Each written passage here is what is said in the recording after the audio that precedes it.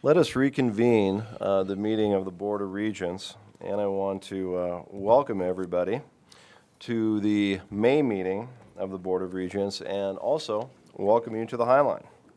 From my perspective, and it's a very personal perspective, it's always great when we meet here in Havre.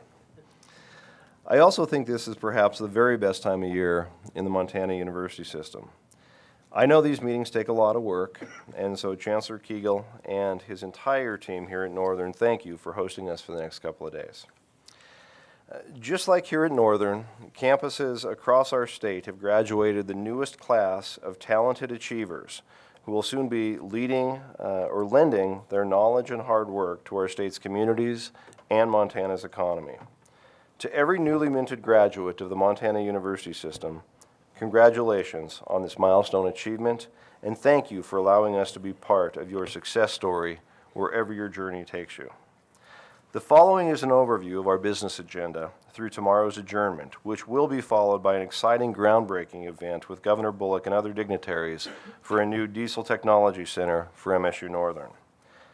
This morning we will review the annual fiscal year enrollment report.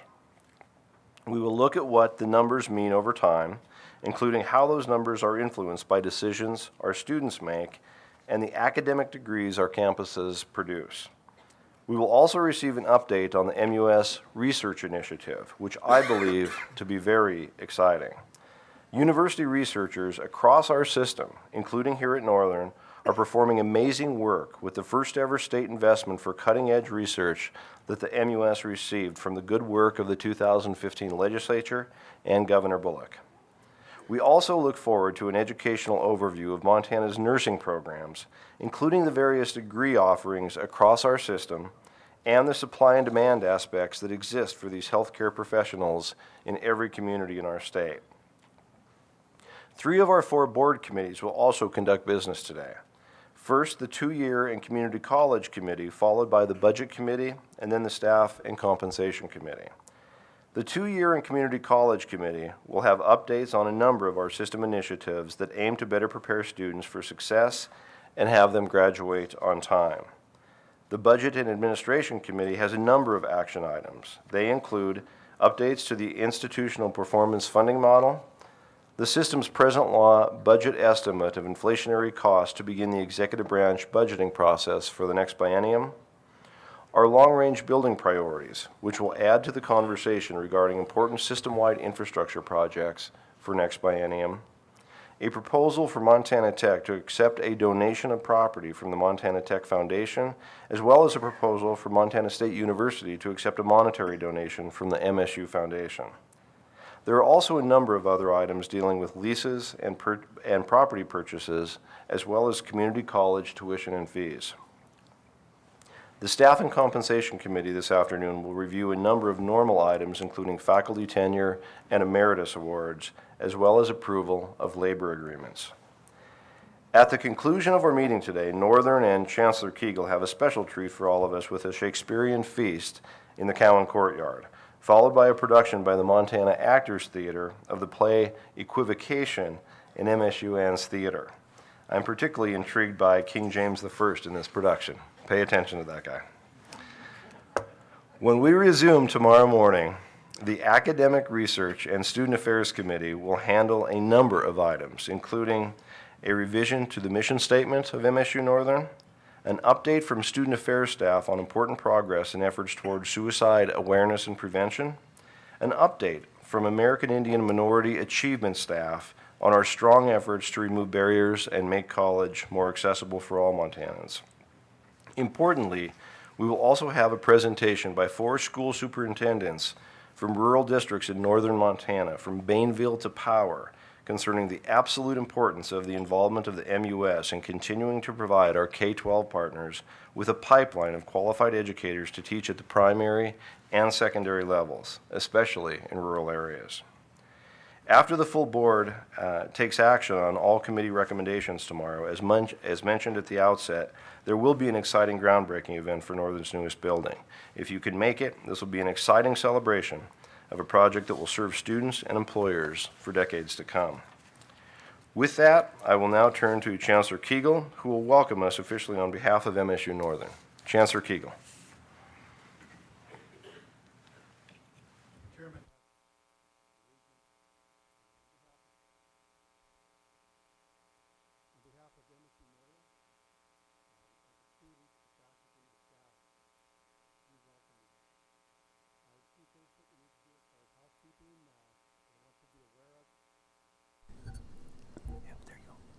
There we go.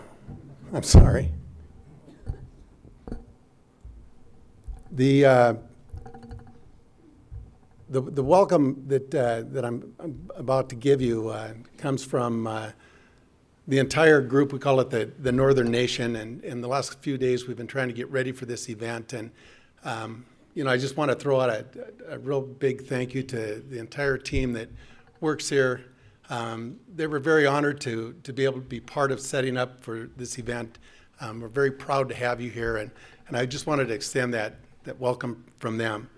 A couple things that you need to know: the chairs that everybody's sitting on are rockers, and they'll freak you out just a little bit when you first lean back, but you can lean all the way back. You will not fall over, and I think by the end of tomorrow you'll be thankful that you have those chairs.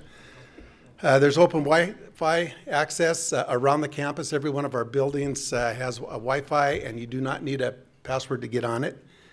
If you have any problems, there's people walking around here that have maroon Northern ITS shirts on. You can grab one of those guys and they'll help you out.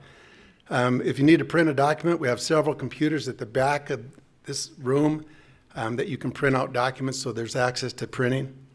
If you need anything photocopied, you can go to the main circulation desk, which is right over there in the corner, and they'll help you with that. Refreshments are in the lobby.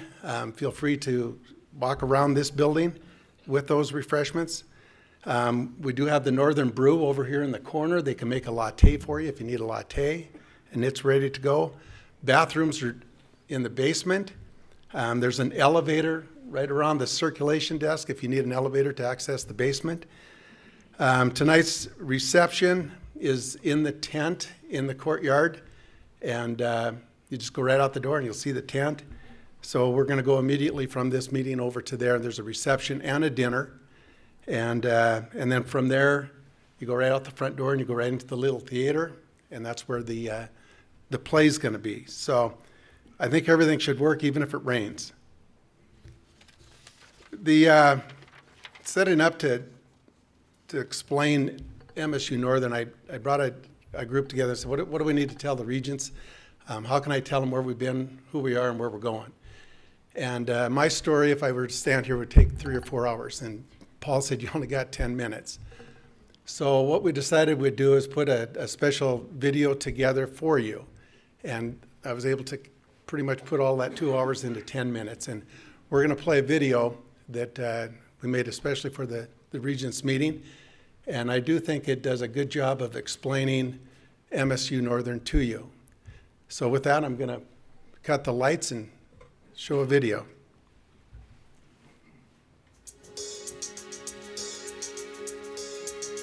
Northern was created to provide access to higher education to people across northern Montana.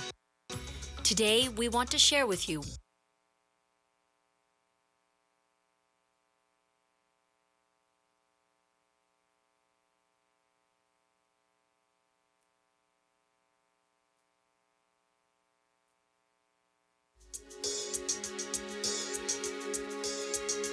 Northern was created to provide access to higher education to people across northern Montana. Today, we want to share with you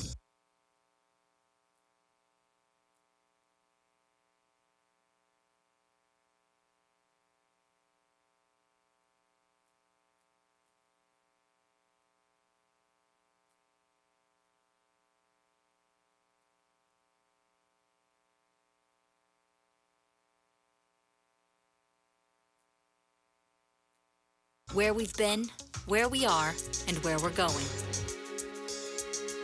Northern was created to provide access to higher education to people across northern Montana. Today, we want to share with you where we've been, where we are, and where we're going. In the early 1900s, access to higher education did not exist in northern Montana. The Highline communities rallied and formed a school in 1929 that came to be known as Northern Montana College. My father's family There was 10 kids in the family, and they were all born a little bit before the Depression. My grandfather managed to send 5 of the 10 to Northern in 1935. We've got a picture of the family that made it all the way to the Chicago Times. It provided access. Montana. Technical programs the became a strong part of Northern's offerings in 1945 when the first industrial arts building was constructed. In 1953, the current automotive building was added to Northern's campus for a cost of $145,000 and is still serving the campus to this day. During the 1960s and 70s, Northern experienced tremendous growth, adding 8 buildings to its campus. Northern became known throughout the state for its teacher education and nursing programs. Today, MSU Northern is a 4-year university located in beautiful Havre, Montana, just 30 minutes north of the Bears Paw Mountains, with access to world-class hunting, fishing, and other outdoor activities. Havre is the heart of a vast rural agricultural region known as the Golden Triangle, with the oil sands to the north and the Bakken to the east. It is a transportation hub for Amtrak, BNSF's Northern Line, and a General Electric rebuild center. The Northern Montana Hospital provides access to health care to rural communities across north central Montana. When I assumed the role of chancellor here at MSU Northern, one of my longtime friends, Jim Longan, called to congratulate me, and he says, I'm gonna say one thing to you. He says that the most important thing that you can remember is to figure out who you are as an institution. And when you figure it out, you go do it.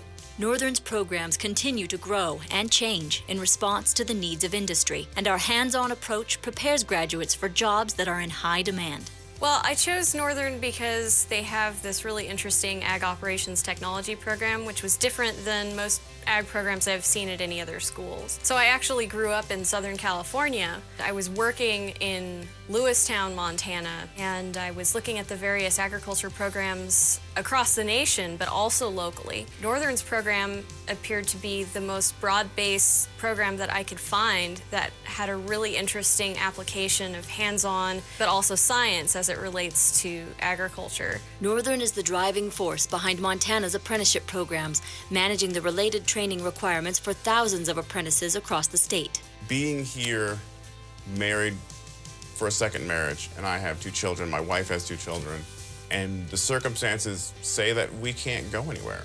Having a place that, in my situation, to go, get re-educated was phenomenal. Getting into this program has been a really positive experience for me. You know, I already have a job lined up for when school ends in June. The nurses that we get out of the 2-year program at Northern meet the needs of the rural community. First of all, most of the nurses that come to us and the Northern program are from our area. They're long-term supporters, and they're going to live in our area for a long time. But without the 2-year program at Northern, most of the Highline communities would not be able to offer the healthcare services they offer. I came to Northern because it was the closest to home. As a student, soon-to-be teacher, I've had some great examples of who and what students need. They have given me the foundation, the tools to better my community. A superintendent in a rural school district on the High Line in Big Sandy, we face the difficulty every year of recruiting quality teachers. Currently, over 50% of my certified teaching staff are graduates from MSU Northern. This is where I got to get my teachers, if I'm going to keep them. I've been here at Northern for a long time, and through all of those years, we've gone through tons of planning. I've got my name on a number of those strategic plans that we've done over the years, and decided that it was time to start doing things instead of talking. Tomorrow, we are breaking ground on our new Diesel Technology Center, which will meet the needs of our growing diesel program. Thanks to the help of our corporate and legislative partners, this 32,000 square foot building is becoming a reality. One of the things I noticed when I first came to campus was the ATC building that houses Hensler Auditorium, and we've done some student presentations in there. Attached to that is the shop with the dyno, a place where you can see that students would really get excited about learning. We all have to work hard, to give the prospective students a reason to want to go there. And I really think this building is going to do that. I went to Portland Community College. I moved there right after a couple of years being back home after I got out of the Marine Corps. I remember hearing about MSU Northern, I sold everything other than what could fit in my Montero and drove here. This place had the best reviews. The companies that hire from here and are partners from here are all companies that I really wanted to work for. I met my wife while I've been here, and currently now I have a full-time job with GE Transportation. I came here with just single and a dream, and I ended up married with kids and working for the 9th largest company in the world. Northern's 4-year diesel program is unique in the fact that it combines diesel technology with a business component, giving our graduates the additional skills they need to work in management positions and move vertically. Access to a high-quality education is probably the single most determinant of success of any individual in life. For the foundation then to get involved, even though we generally don't do capital campaigns, because of the graduates were such high quality and because it was so consistent with Dennis and Phyllis's philosophy of giving kids the tools to succeed for a lifetime, all those things that our companies need, both not only at Modern Machinery, at Montana Resources, at Montana Rail Link, and Envirocon, for us to be involved then was a very easy decision for the board. We're super excited about the project that we're working on right now with our Diesel Technology Center. I'm reminding people that we don't eat there, we don't sleep there, and we don't recreate there, and that we have to do more for our students in those areas. Northern is now exploring several new initiatives that will provide even greater access and enrich the lives of our students. Northern serves 5 Native American reservations and has the highest percentage of Native American students of any university in the Montana University system. This fact helped Northern receive a $1.9 million grant to launch the Little River Institute, designed to help us meet the needs of our Native American students. The Little River Institute is about building relationships with our tribal communities, our tribal families, tribal colleges, and area high schools and communities. So essentially, the Little River Institute is building a bridge between those families and communities and Montana State University Northern. We're building capacity so that we can develop these relationships and eventually have a Native American Culture Center on the campus of Montana State University Northern. Another important initiative for Northern is the renovation of Hagner Science Center. The center is Northern's top priority for long-range building and planning and will meet the expanding needs of our nursing and allied health programs. Today's healthcare depends on a wide variety of well-trained personnel to be able to take care of the public. We did a needs assessment in this area and discovered there was a big demand for nurses and allied health professionals. Northern took the challenge. We stepped up to the plate. Besides participating in the statewide ASN and RN to BSN curriculums, we also are pursuing a variety of programs in allied health. In order to do this expansion, however, we do need adequate space and facilities. At the heart of every college experience is student life. One potential enhancement to student life, a new on-campus football stadium. Northern currently shares the Havre High School's Blue Pony Stadium. Northern is researching a new facility to be built in phases as funding becomes available. When the facility is finished, it will also provide a much-needed events center for Havre and the Highline. Thank you for this opportunity to share who we are and where we are going. Northern is proud to continue providing access to an education that works.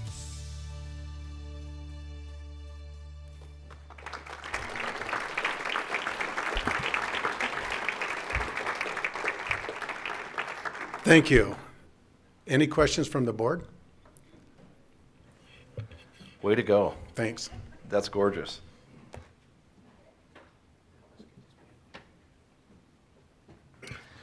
We will now move on to that part of the agenda devoted to the Commissioner's report. Commissioner Christian. Thank you, Mr. Chair. Chancellor Kegel, congratulations. That's impressive, and you're doing fantastic work here. Just proud of all that is going on for the Highline, for this institution. Thank you for all you're doing. Want to dig into our piece of this. We've got some system reports that we want to roll out. Make a few comments to start. Just want to say what a incredible privilege it is to be part of the last few weeks, attend some of the commencements around the system. You know, I don't do flowery very well. My wife certainly points out one of my many personality flaws, but It truly is a sense of pride to be on campus during commencement ceremonies and see what is happening around the system. When you see families there at 7 o'clock in the morning in tears taking pictures of their graduates and their regalia, just so excited about where life is going. It's an incredible feeling. I also had the pleasure, on a personal note, of attending one in Bozeman for a very proud moment in our family with my daughter graduating, and in Missoula, a proud moment with my niece graduating, and I certainly have the family perspective. It's a big day, and it's amazing what happens around the system, and we will have this year almost 9,000 degrees or certificates or awards within the MUS, and that is an impressive number. The bottom line, though, I just want to say thank you to all the incredible faculty, staff, administrators, all that work on our campuses. That's where it happens. It doesn't happen in this room, unfortunately, but it happens on the ground, and it happens with people that care and are passionate about seeing those students succeed. And so May is a good month in the MUS. Very proud of what we do and what we accomplish and the lives we change. So I extend a true thank you to all of those that participate in changing those students' lives. I would move on to a little bit about the meeting and where we're headed. We have today a fairly robust budget meeting chaired by Mr. Johnstone, who has argued in the past that his committee meetings have been boring and had little action items. So today will be action-packed, I assure you, in the Budget Committee. But I want to start with just a few comments about that. Maybe first on the budgeting process. I've had a lot of questions of late, and this certainly comes off of a couple very successful legislative sessions and working with the governor's office to see tuition froze in Montana, really unprecedented around the region. But people have been asking, so what does that mean? What's tuition? What are we going to do? And I would simply say this, let's be patient and let the process play out. We have a process. We bring our budgets that come from the campuses rolled up with present law adjustments in May of this year. That's what is on the agenda today. We don't parse out in those budgets from the campuses how we think they should be funded. That's simply the campus's funding requests to meet present law needs. It's not all the things that are on our wish list, but it is where we start, what we're required to do as part of the budgeting process, and what we're required to do in turning in our budget request for present law adjustments to the state. So we will do that at this meeting. That will go to the budget planning office and ultimately to the governor's desk, and they will decide from there what they will do with our request. Fortunately, in the last couple sessions, they've said, well, we'll fund that request and we'll put that into the budget. And ultimately, the legislature came along and agreed with that. But whatever they do, they will do. And that's how this process works. And that will play out over this summer and then, of course, next January in the legislative session.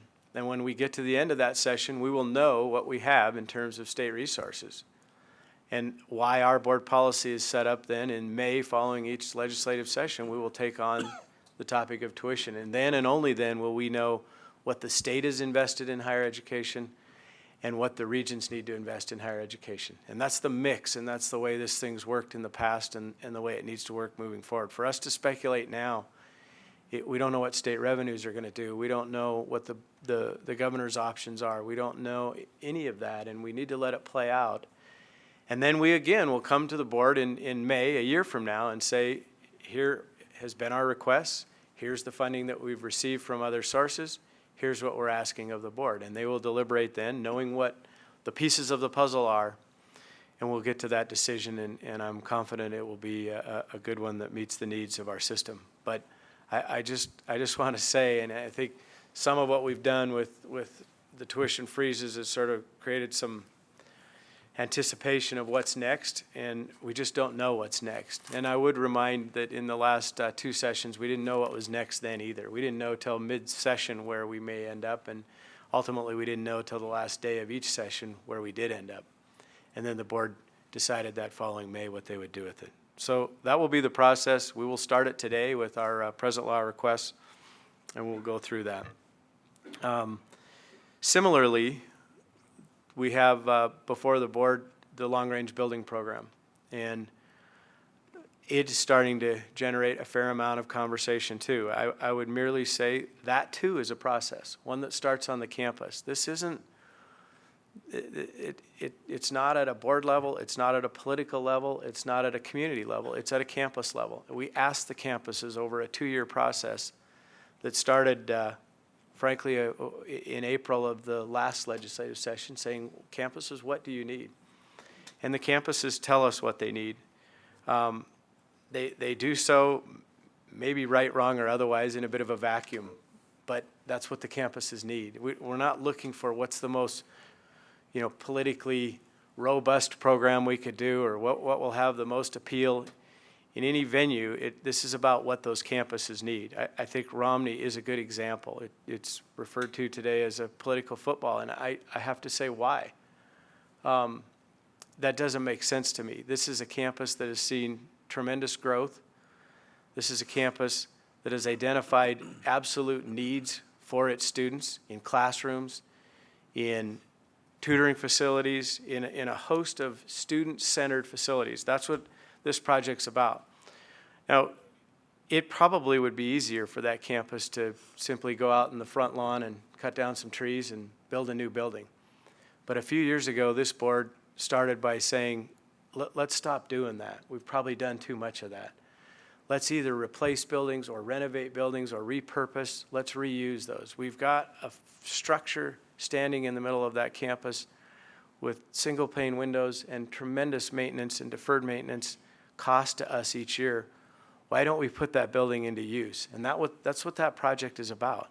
It's not about what that project used to be. And for some reason, we've read a lot about what it used to be. It doesn't matter if it used to be a gym to me. That's what it was. We don't need it for that anymore. We should stop paying maintenance on a sort of a gym that's not being used. Let's repurpose that building and put it to use. It's what it can be, I guess, in short. It's not about what it was, it's what it can be, and it's what it can be for students. Students on a campus that frankly needs it. Students on a campus where we signed a lease last week for some modular units so we can educate our students in trailer houses while we try to figure out how we're going to serve that population. The same is true on the other side. I think Chancellor Kegel just touched on the needs here, but that's a fantastic project that will serve students for a long while to come. Missoula's got a project on there, very important. There's such a focus on what's the right soundbite. I don't know if music is the right soundbite, but I'll tell you it's what they need. It's what the campuses identify that they need. It's what the accreditors say they need.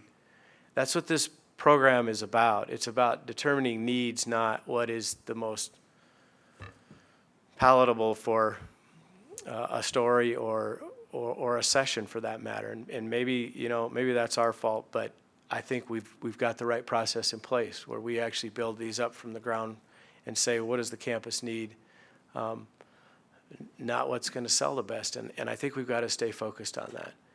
Because there are some projects in that long-range building that are frankly long overdue and very much needed. And we'll go through that list a bit more. But I wanted to just make a few comments in my opening remarks because I think it's that important.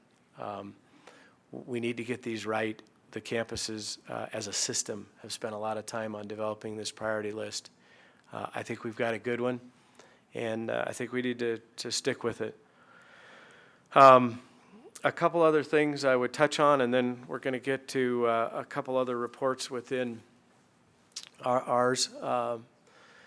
I usually attend the annual or semi-annual WICHE convention, and that gives us a little bit of an insight as to what's happening around the western states and somewhat around the country. I would tell you they had a report on what's going on in the West. Montana remains one of the low-cost providers of education, a high-quality, high-value provider of education, a low cost. There was considerable talk. There's now 4 states taking up this sort of conversation about a promise, the Tennessee promise, or some form of free or reduced tuition. There is fair amount of pain around our neighboring states that are fairly dependent on natural resources. Wyoming's seen dramatic cuts. Colorado, South Dakota, North Dakota all are facing some pretty tough times, and so that will be interesting to see how that kind of plays out for us in the West. On a national level, WICHE remains very engaged in the federal regulation and the Higher Education Reauthorization Act. The two sort of main thrusts that WICHE continues to work on is summer Pell, something I think is very important to all of us, and also counting all the students and how they fit. You know, currently IPEDS doesn't count transfers, and we're trying to move forward an agenda that would go into the Reauthorization Act to say if they're a student and they're succeeding regardless of where that happens and how many times they've moved in between, that's a success story. And so that's a big piece of it. And then there was a pretty significant conversation on access and success, and in this case, access without success, and whether we are truly an engine of equality or inequality. And it was pretty poignant, pretty direct, but it got sort of to the heart of a number of issues, which is, you know, we've spent a lot of time in the past enrolling students with little concern about whether those students get out the other end. And I think one of the great things that we've done with performance funding is sort of change the tone. Not that the money's all the relevant piece or that that's going to make all the difference in the world, but it is changing the conversation. I noticed it at breakfast this morning with staff. It's changing the conversation. They're talking about software that will help with retention. Ultimately, it is that retention that gets students to their completion day, to the graduation that I spoke about earlier. That's what's important. I think we're also meeting the needs of the state. We're going to talk some about enrollment, but a piece of that and a piece of Tyler's presentation boils right down to the fact that we are seeing more production, regardless of enrollment, from our campuses and from our system. Over the last 5 years, we've seen a growth in graduates and a growth in production, and that's what they've asked us to do. And I think as we move forward into the session, we need to look seriously about are we funding FTE, or are we funding success? And I think we're trying to say with performance funding, we're concerned about success of the students. We're asking our campuses to be concerned about success of the students. Not that they weren't, but it's certainly enhancing the conversation around that. And ultimately, I think we're seeing some success from it. And that's what we need to do driving forward. That's the piece of meeting the state's needs. So that's what I have to say, moving into the meeting, and look forward to a day and a half of good conversation followed by this groundbreaking ceremony, which will be a monumental day in Havre, one that we've been looking at for quite some time now. And so that's an exciting part of this meeting, and exciting to be here. So Mr. Trevor, I believe, will give you some insight on the enrollment report, Mr. Chair.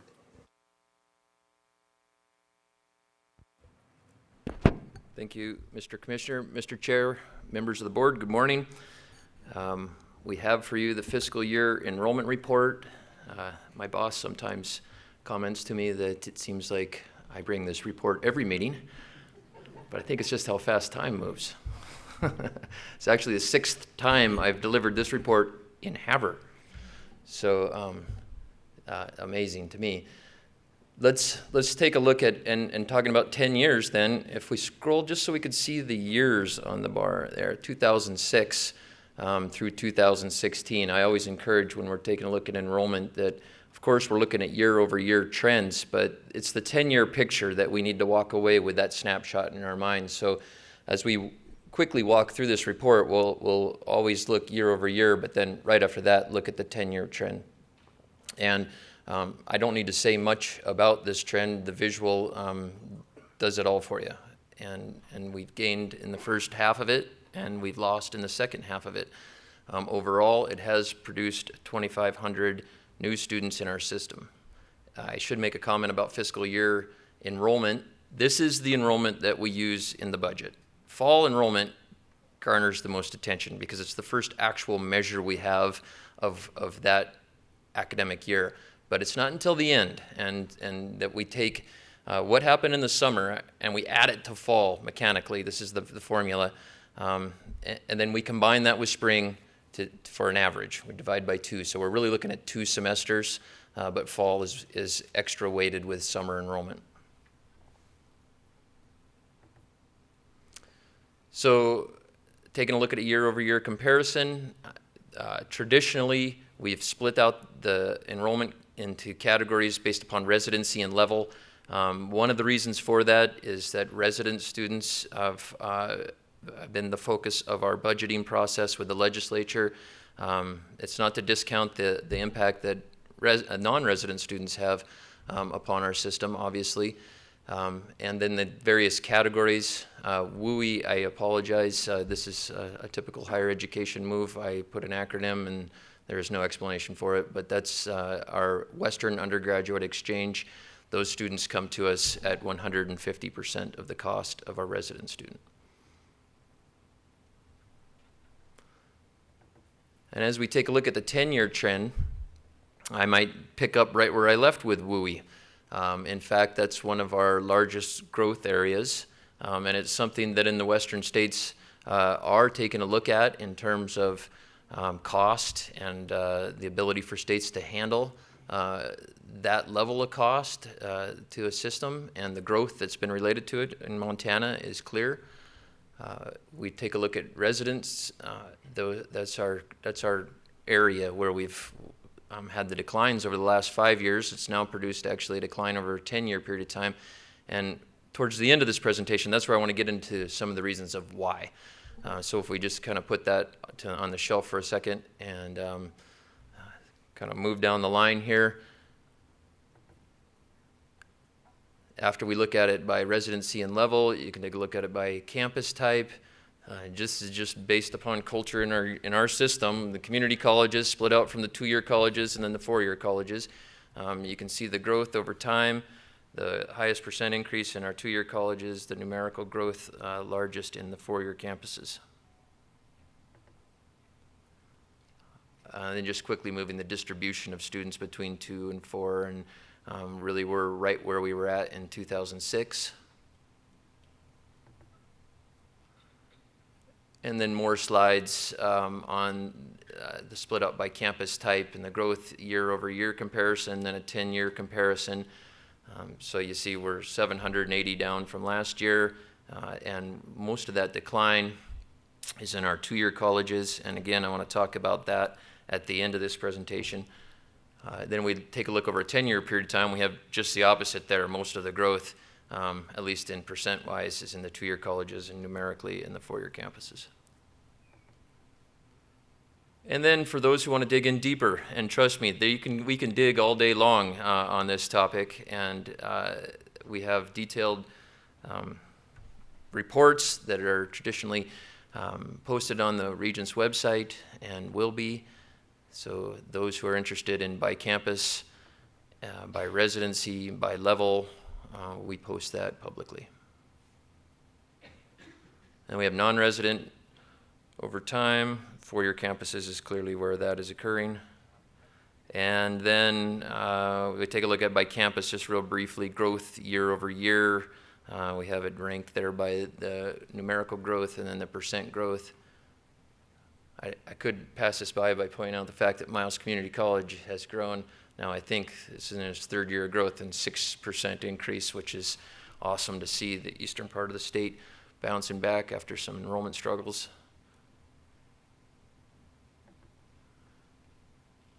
And then the 10-year growth by campus numerically and by percent.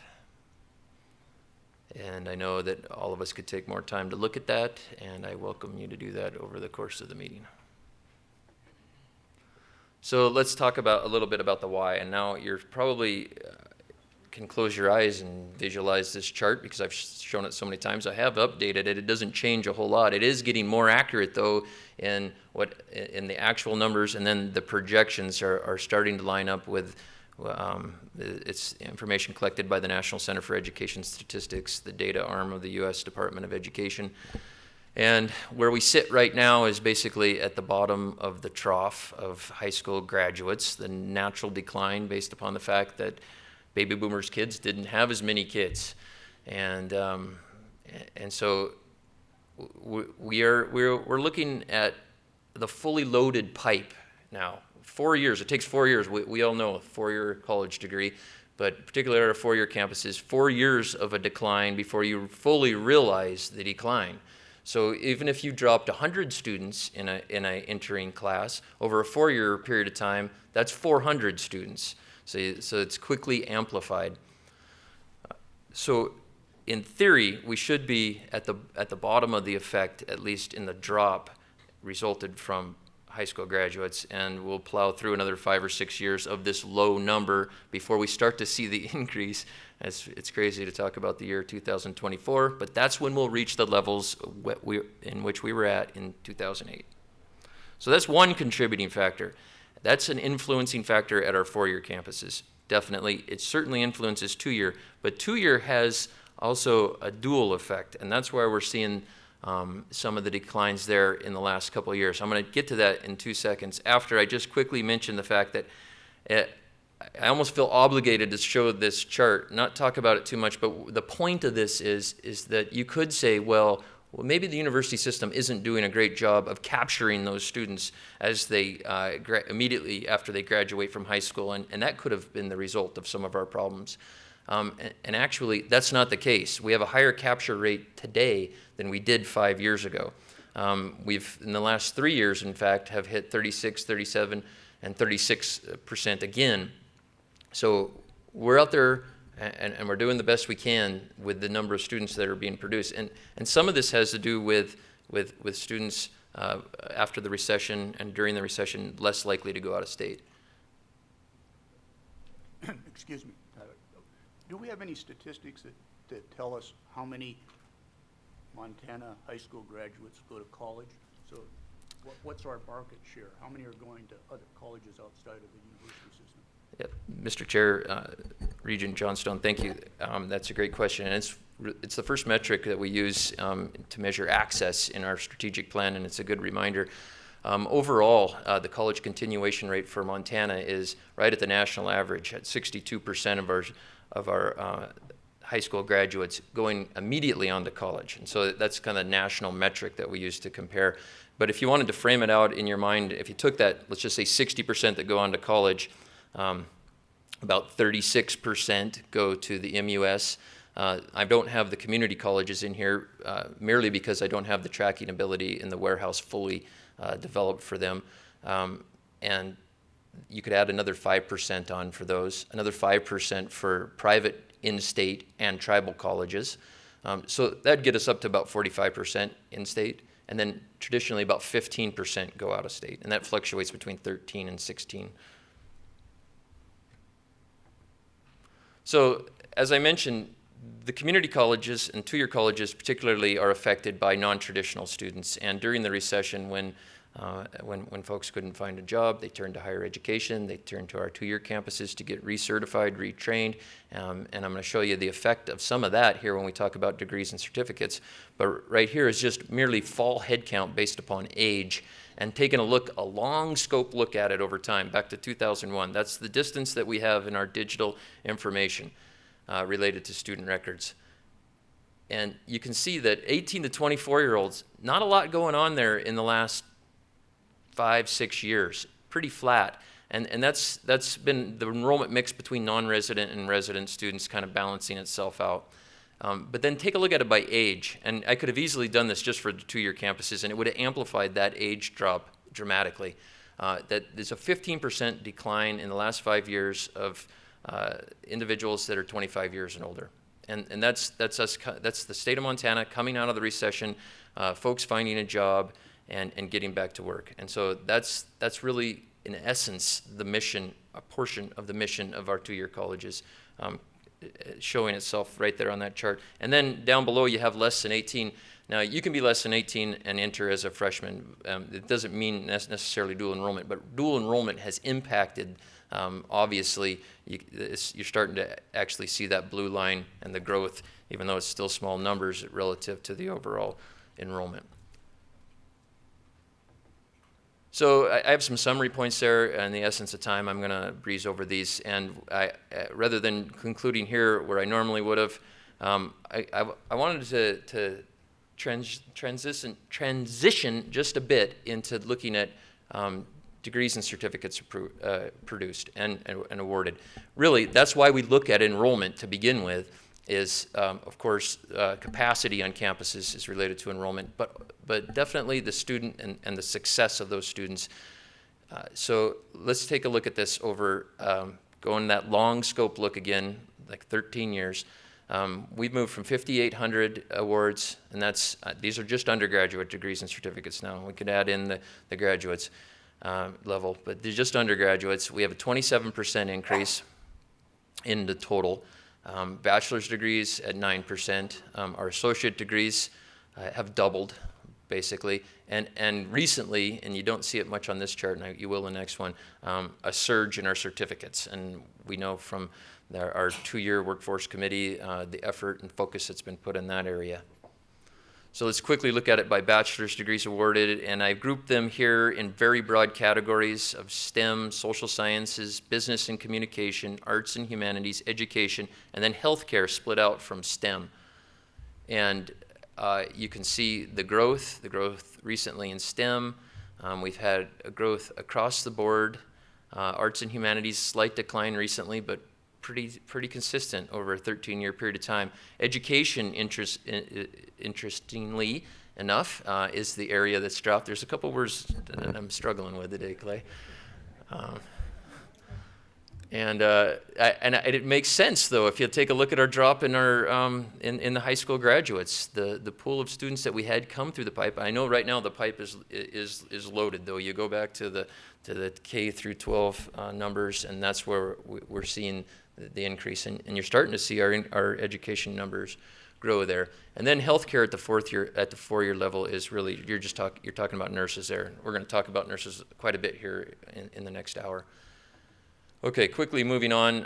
Associate degrees, you see the growth in the AA/AS degree. I think that is directly related to Regents' decisions related to Common Course numbering, the expansion of the mission of the 2-year colleges, getting the first 2 years of a 4-year degree for half the price at our 2-year campuses. It's reflected right there. We also see healthcare and the mixture of healthcare, including nurses and other types. And then you take a look at the trades, growth all the way across the board, slight decline there in business. And then our certificates, and then I particularly wanted to point out the trade area there, the 300% growth. Small numbers, but it's on its way up. TAC grant, that's a focus on 1-year certificates as well as less than 1-year certificates. So this is a real connection here to industry needs. And I believe, Mr. Chair, members of the board, that would conclude what I have. I'm glad to answer any questions that you might have. Regent Johnstone. Thank you. I may have missed it. Am I on? I am? Good. I may have missed it, but so the number of graduates has increased by 20-some%. Notwithstanding, the enrollment is flat or down. So we're doing a better job of graduating folks? Is that the conclusion? Mr. Chair, Regent Johnstone, there's a duality there. Our completion rate is up. Our graduation rates are up. The ratio between enrollment and graduates clearly up. There's a little bit there, though. I would caution that the loaded pipe, just like I talked about with the high school graduates, as we fully load the pipe with less students, there's a possibility we see a decline unless we can buffer that decline with even more and increased completion ratios. And we're on a trajectory to do that. I think as time will play out, this is 1 year behind right now. In October, I would be happy to update these charts and do. I think we should pay more attention to these categories. My fault. I could bring this easily to every meeting, or at least once a year, and we take a look at where we're at. We certainly have a variety of metrics to measure that, stemming all the way from time to degree, graduation rates, completion ratios, completions per enrollment. The answer is yes. We're doing a better job of getting them through. I caution it a little bit with the declines in enrollment. Regent Johnstone? One suggestion is that I think it would be very useful to develop a dashboard, which is a popular concept in the private sector, to establish a set of metrics and then report on it regularly, probably on the website. I don't think we need to report at every board meeting, but let's develop what we agree are important metrics. Maybe we're already doing it, I don't know. Yeah, Mr. And Chair. then report on it. Yeah, Regent Johnson, that's why I'm almost jumping over the podium, because that's what I do with Complete College America metrics, and I'm in about a 3-month period right now of updating those. Katie, could you just please take us to the homepage real quick? And it's a reminder for everyone that we do have this set of metrics. And the important part about this metrics is that we have 10-year history here on what probably the leading national effort into increasing completion across the nation, called Complete College America, that 36 other states are in. And so there's a link right there underneath the board meeting. Go ahead and click that, please. No, underneath the board meeting. Go ahead. Okay, and then scroll down just a little bit. And then there's progress and outcome metrics. And there was one phone Regents meeting where I went through that U System Accountability Report, which went through each one of these metrics. But just to read off the types, we count the number of degrees, called degree production. We look at graduation rates. We look at transfer out between 2- and 4-year colleges. And then we look at time to degree based upon average credits awarded and the overall time. And I want to remind everybody, this is over a 10-year period of time. I mean, there is very few states around the nation that have this quality and this breadth of data. And then in the progress metrics, we have remediation, we have success from remediation, we have success in gateway classes. I don't put it there because there's some nuances based upon IB classes and AP classes that mess that up a little bit. But then we have credit accumulation, keep scrolling down, retention rates, course completion success, mixed with context metrics of enrollment and completion ratios. So I would encourage everyone to take a look at this, and I'd be happy to bring a more thorough report, an update on this anytime. Regent Nystuen? Thank you, Mr. Chair, Deputy Commissioner. Trevor, do we look at the campuses, at the various campuses, about all things enrollment related, everything from the recruiting aspects all the way to the application process, and ultimately getting them to the point of getting them on campus with a check in hand for tuition and in an onboarding process to make them really feel comfortable about this? The question really is, are we creating good systems to really make it easy and a productive way to get the students ultimately to their first day on campus here? Are you checking your systems for ease and functionality, and finding out, are there better ways to get things done to make it more of a better process for students? Mr. Chair, Regent Nystuen, I can answer very broadly, and this is a topic that campuses can delve into at any time at much more a level of detail.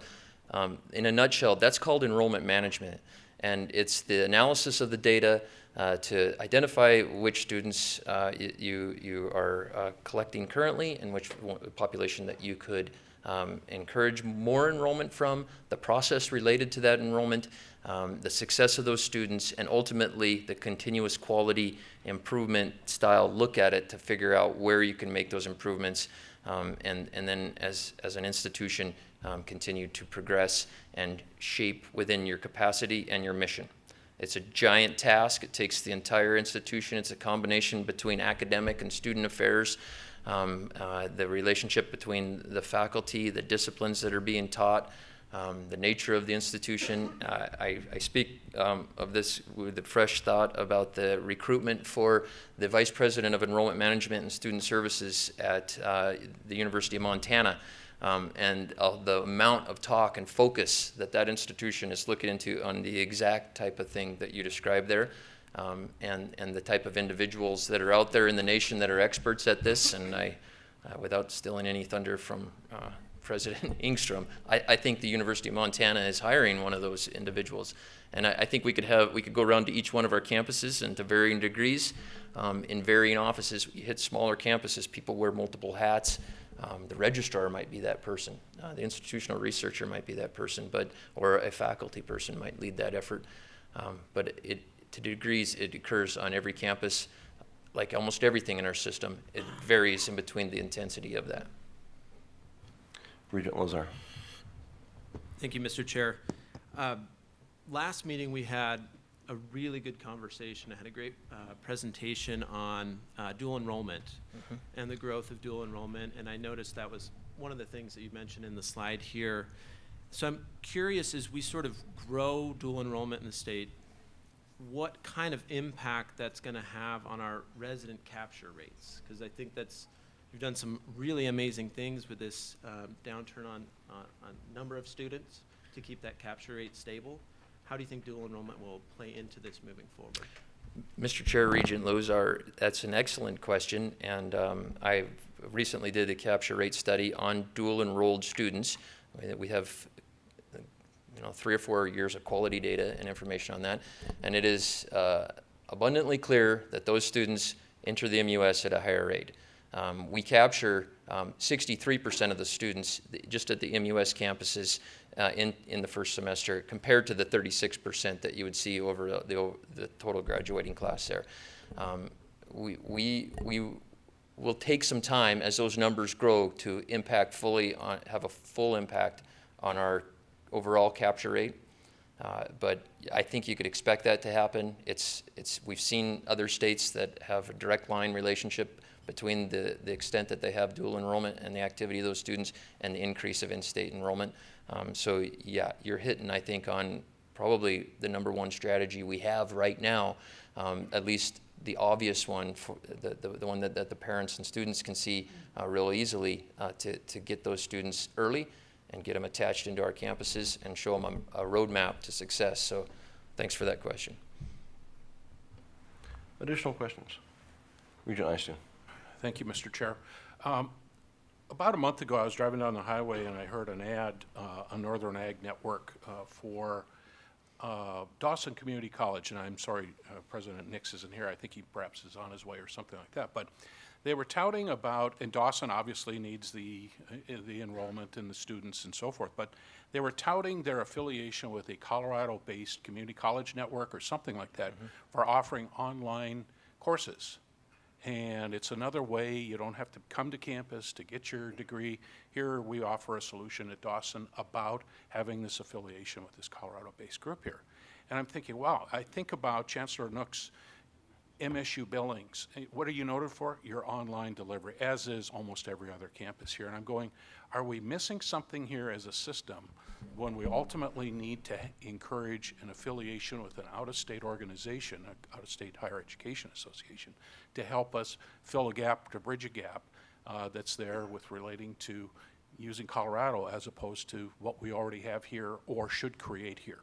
So again, maybe that's a conversation for another day, but I would encourage some further suggestions. So the idea of encouraging further enrollment is laudable out in Dawson, certainly, but I'm just wondering, what are we missing here locally here in the state? Thank you.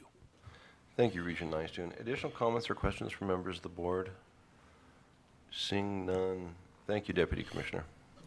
Commissioner. Mr. Chair, thank you. Thanks, Tyler. That is, there's some encouraging pieces to that. I think, Regent Johnstone, your question hit right on it. From a pure business sense, we're meeting output needs with less input, and that's a good thing. But it's not lost on us. For us to be successful, we need to look at that pipeline, and we're doing so on a pretty broad scale across the system. But we are finding some success in continuing to meet the ever-demanding needs of the state, and that's something I think the campuses should be very proud of, and we'll continue to work hard toward our retention and completion objectives. I think we have next, Janelle Booth is going to give us an update on the research initiative, something that's been exciting within the MUS, successful within the MUS, and look forward to having Janelle give you an update. Thank you, Commissioner. Chairman Tuss, members of the board, I'm Janelle Booth, the Research Director with the Montana University System, and I share Chairman Tuss's enthusiasm about the research initiative. This is the first of its kind here in Montana, a brand new endeavor based on the efforts that took place during the last legislative session to secure $15 million for research that has a benefit to the Montana economy. And what I'm here today to fill you in on is what we've been doing since you last heard about this, what we've been up to in the last year, what we intend to do going forward, and then I want to share some of the successes and highlight aspects of projects that are moving forward with the research initiative. And so in the past year, the call for proposals was released in April of 2015. Researchers have been moving full speed ahead since that time. The selection process began in June, and it was on a rolling basis where the funds were awarded to research projects across the campuses. They weren't all funded at one time. And there's 11 projects total that were funded through this research initiative. And throughout, from the basis of them being funded, was that accountability would take place through quarterly reports as well as site visits. The researchers, you've heard from them actually during the September Board of Regents meeting. You were able to take part in some presentations from a couple of the researchers. They have also presented on 3 different occasions to the Education and Local Government Committee in Helena. And so we've had a lot of opportunities, even at this point, for the researchers to directly speak to the legislature and fill them in on how these funds have been spent and how the research is progressing. And as these projects advance, what we intend to do as we keep moving forward is to be tracking the indicators that culminate into a return on investment for Montana. And the way we look at this is through 4 different categories. We're looking at the jobs that are created through this research, through the private sector partnerships that are taking place, and also how the funds are leveraged. What are the additional grants that are being brought in to make these research projects self-sustainable so that they're not just relying on the state investment? And as well as the overall research outcomes, the discovery, the contribution to science, and the impact that this work has had on the citizens of Montana. And so those are metrics that we're using as we move forward. And I'm going to describe, in not a lot of detail, but some of the work that's been done by the researchers, just to give you an example of these metrics. And as you can see on our website here, these are the 11 projects. There's many projects I can talk about today. In the interest of time, I'm only going to touch on a few. One of the projects is funded right here at MSU Northern on advancing bio-based fuels from oil seeds, and that's an exciting project that is taking place right here on campus. I'm going to start with the One Medicine project at MSU. And what I want to do is draw your attention to the Research Initiative website. There's a link to it right on the homepage of the MUS website. And this is part of our accountability measures, is to post these quarterly reports, have a description. This is also a holding place for articles that come out when the researchers put together different informational pieces. This is a great resource for you if you want to find out more about the projects. The goal of the One Medicine proposal at MSU, as you can see, is decreasing and preventing disease in humans and animals, and looking at how therapies can be created to drug-resistant viruses like MRSA, Brucella, Scours, West Nile virus. This project is an example of taking a platform that these researchers have already excelled at and taking it to the next level. These state funds serve as a springboard for specific research areas that are often difficult to find funding for in either the federal arena or the private arena. For example, preclinical studies are often difficult to find private funding for, and this state money has allowed them to really focus their work on inflammatory research that is very targeted to Montana issues. Already this project has over a 1-to-1 return on investment from the $1.5 million invested. They've received over $1.5 million in federal funds to continue this research. 19 hires have taken place so far with research positions. These are research technicians, research scientists, postdoctoral fellows, as well as undergraduate and graduate researchers. So that's just a great example of hires just for this one project. I'm going to move on to a University of Montana project on traumatic brain injury, which is the 3rd one on the list there. And this you know, all of these projects are vast. There's many components to them. This one has 4 components, and these objectives are focused on better diagnosis and treatment of traumatic brain injury. And I want to give a quick example of a path to commercialization that can take place through the funding of these projects. The researchers have been developing something called the Balance Lab, which is a new portable system that is actually a balance plate that can be placed in labs that tests your reaction after you've had a traumatic brain injury with much greater accuracy. And they've been collaborating with an engineer from Brazil on creating the prototype for this. And now there's very strong interest from Brazil to move this company to Montana to start manufacturing these balance labs and bringing this biotechnology to Montana. You know, and the market for this would be hospitals. Another aspect of the traumatic brain injury project is a therapeutic drug, you know, that they're working to determine if it's effective on repeated traumatic brain injuries. It's a neuroprotective drug. It can be administered directly after contact, so it's something that coaches can carry at children's baseball games, that the ski patrol can take with them and administer right after a brain injury takes place. And so they're working on testing this drug as well. And, you know, with all these projects, they're working directly with the athletes and with the veteran population in Montana. Another project from the MSU side is energy technology. And this is an example of taking the technology that started with federal funds and then using these state funds to really work on state-specific issues. And what the researchers at the Energy Research Institute here have identified is emerging regulation and how that's going to impact the energy industry in Montana and how can they tailor their research to help address this regulation. And one of that is leakage regulations for coal storage ponds. So they're working directly with Talon Energy, addressing selenium contamination. And this project also received a $2 million additional grant from the Department of Energy to continue that work. Back to the main page, you can see we have water quality monitoring from the University of Montana. And this project, researchers have already started the process towards 2 patents for their water sensing technology. One of them is a molecular sensor that can detect iodide, which is a groundwater contaminant. Another is an autonomous sensor that measures the alkalinity of water. This has immediate applications with Missoula wastewater, for instance, having this be an important measure of regularity in the water systems.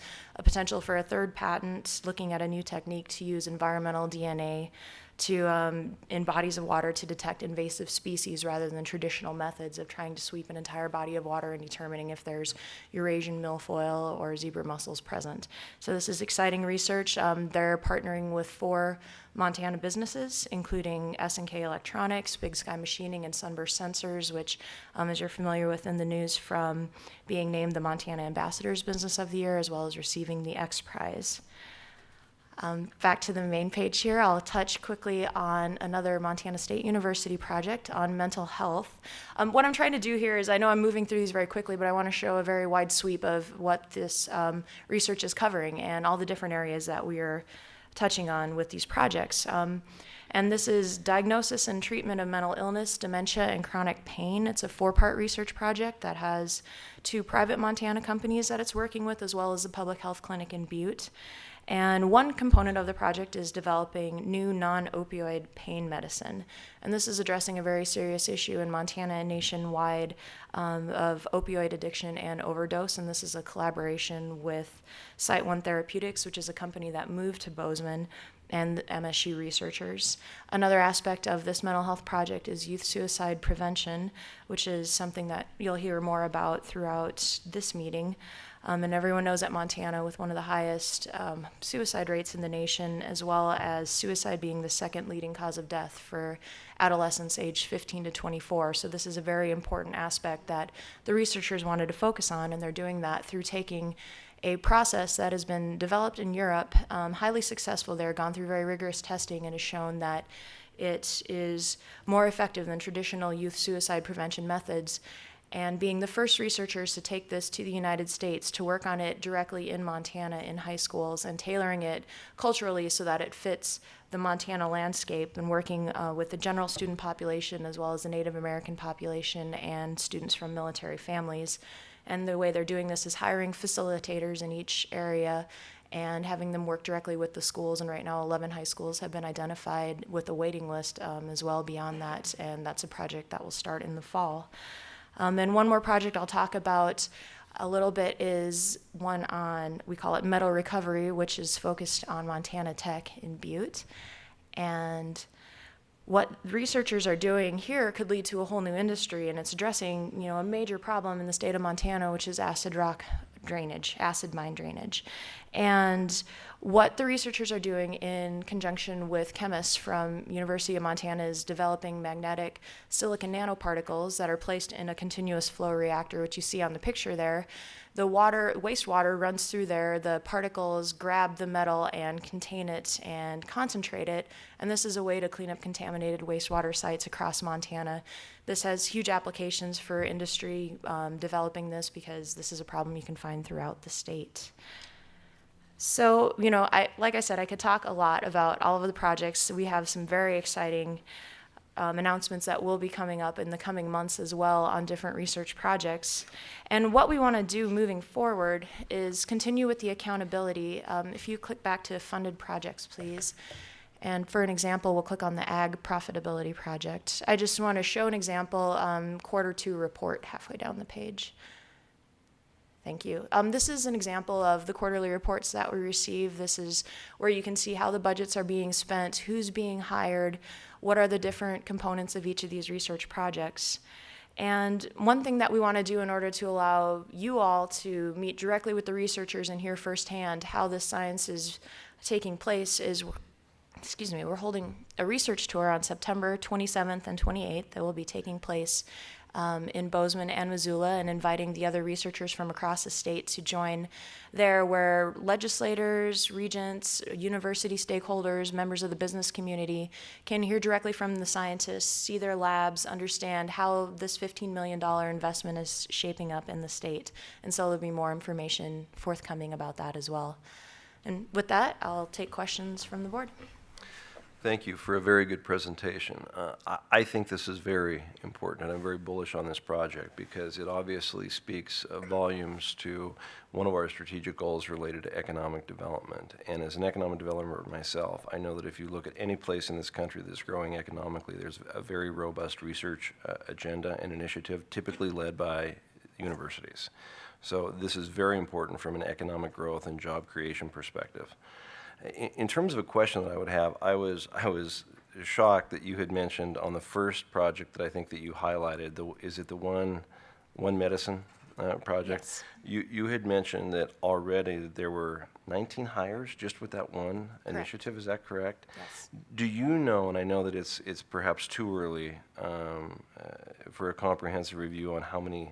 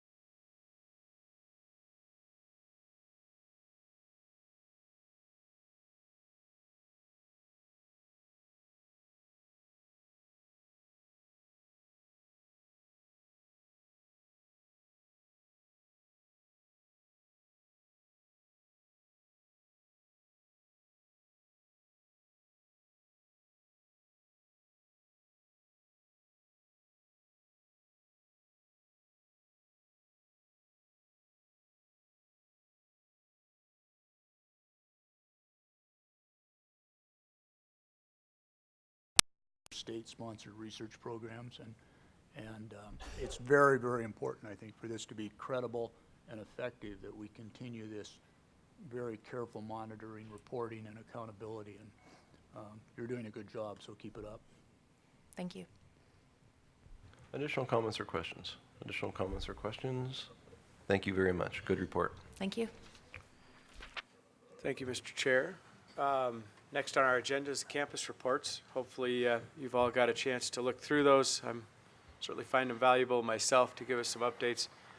I would highlight one piece of this. Last time we counted, we'd spoken about sexual assault some 38 times at different board meetings. Something that President Engstrom certainly had his share of time to deal with, and I want to say that he's done a good job with that, and he's passionate about that, and he's being recognized by the American Association of University Women in Missoula here very shortly for his efforts to improve sexual assault reporting and response on our campuses. And it's been sort of a long journey for sure, but it's wonderful to see him getting some of the recognition that I think he's deserved since the beginning, as it really has been the president that's brought many of these issues to light and has worked hard to make some headway there. So congratulations. Mr. Blackheader. Commissioner Christian. We kind of brush over these campus reports a little bit, but May might be a good time to recognize the wonderful student accomplishments. For example, Montana Tech had a gold water. I know Montana State has 3 gold waters, a UDAL at the University of Montana. So when you get to the end of the year in May, there's a number of really outstanding student awards, and just want to bring those to light because we get more than our share of those kinds of awards in the Montana system. Nice. Thank you, Mr. Commissioner and Mr. Chair. As the chair of the illustrious 2-year committee, I noted this particular round of campus reports. Chancellor Blackheader did a great job of highlighting Highlands College, a number of those things. I know in your busy work and how do you prepare for these types of reports, it'd be great to hear a little more out of Missoula College, Bitterroot College, Gallatin College, and City College. Again, maybe it was just this cycle we didn't hear from those, but I know there's fabulous things going on in those campuses as well, and so I hope that doesn't get kind of lost in the shuffle of all the great things that are happening on the 4-year campuses. I especially enjoy reading the reports from the community colleges and, of course, some of the other schools is in Helena and Great Falls and elsewhere. So that's just an editorial comment, if you will. So thank you. Thank you. If there are any other questions on the campus reports, otherwise we'll move on to our last item, which, Madam President. Yes. I know that we have here to talk about introductions, but I think it will be important also for us to recognize individuals who are about to leave our system. And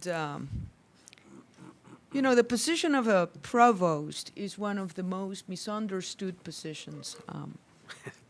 Some people understand that that's the number 2 person in an academic administration, but they don't realize exactly what a provost is.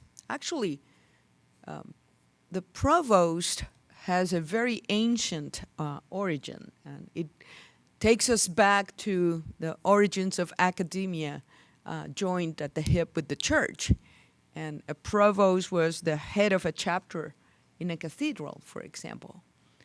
It is also true that in a meaning that now it's lost, a provost, if you go to the dictionary, one of the synonyms for a provost is a warden. But in reality, the provost is far more than just a senior academic administrator. It's the first among equals in a job that is exceedingly complex and very, very difficult. It's the leader of academics and scholarship. It has to be a great partner in understanding research. That person has to be knowledgeable about student affairs and technology and compliance and budgeting and in essence, needs to have a wide breadth of appreciation for different disciplines. It's a very, very difficult position. And we at Montana State University have been absolutely blessed to have one of the best in Martha Potvin. And Martha has announced that at the end of June, she's going back to the East Coast, but I just wanted to make sure that we did not let her go before we say, thank you, Martha Potvin, for everything you have done for us at Montana State.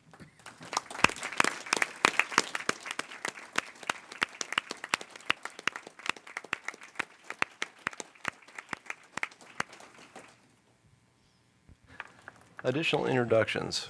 President Engstrom. Thank you, Mr. Chair, members of the board, and thank you, President Cruzado, for explaining the role and nature of the provost position.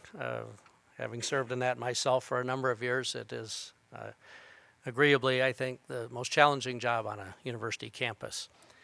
We too have two senior level administrators for whom this will be their last meeting because they are both retiring. And so I would like to thank and recognize first Provost Perry Brown, who has been at the University of Montana now for about half of his 45-year career in higher education. Came to the university as Dean of the College of Forestry and Conservation and worked with me in the Provost's office for a few years and then became the Provost of the University of Montana 6 years ago now. So he and his wife Shirley are retiring, and he has given exemplary service to the University of Montana and to the state of Montana, the Montana University system. So would you join me in thanking Perry Brown and congratulating him on his successful career and his pending retirement. Perry.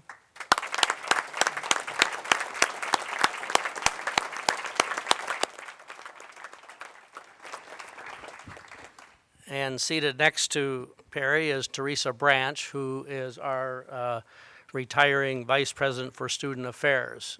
Teresa has been at the university now for a major part of her career after serving at both Iowa State and Arizona State University in various student affairs positions. And Teresa has contributed so much also to the University of Montana. Her legacy at the university will be dramatically enhanced awareness and appreciation for diversity. She has done several things at the university that will have a permanent effect, permanent positive impact on the university in the area of diversity. So, Teresa, congratulations to you, and thank you for your tremendous service to the University of Montana as well.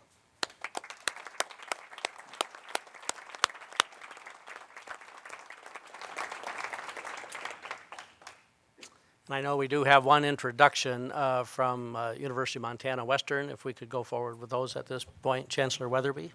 Thank you. I'd first like to thank Sylvia Moore for her incredible service as interim provost in the last year. I didn't know enough when I arrived to realize that Sylvia would be such an incredible choice, but President Engstrom did, and I thank you for that. I think her lasting impact, one of the things that she did is that she worked very carefully with our faculty to dig into the details and become even more intentional about small things like scheduling and staffing, small changes that can add up to some substantial savings in the long run. And she also did a wonderful job of chairing the search committee for our new provost. There were 160 applicants for this position. It was extremely competitive, and I think Sylvia and the committee did an absolutely superb job. Someone who is a perfect fit for Western, and that's Dr. Deb Hedin. She's over there. I'm so glad you could come.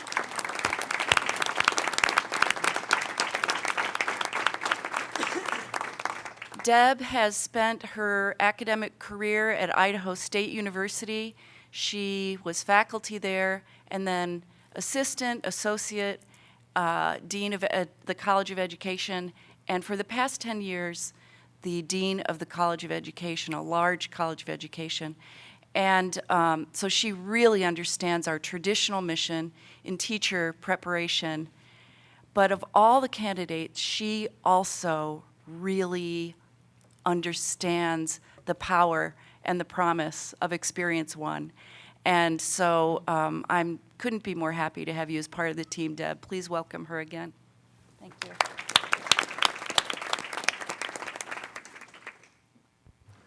Thank you, Chancellor. Are there any additional introductions? Yes. President.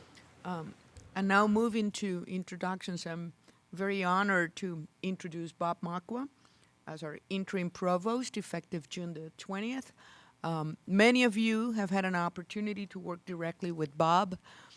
Perhaps you remember a few years ago, he sat here with as chair of Faculty Senate at Montana State University, and he did a wonderful job. He earned the respect of every faculty member, and it's a pleasure to work with Bob.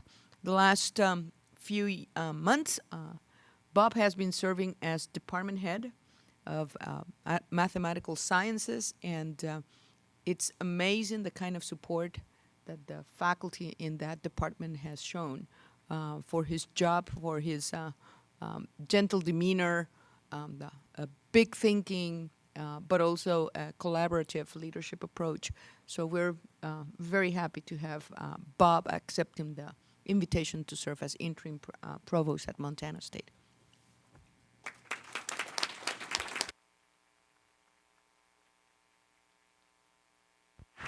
Jane Karras.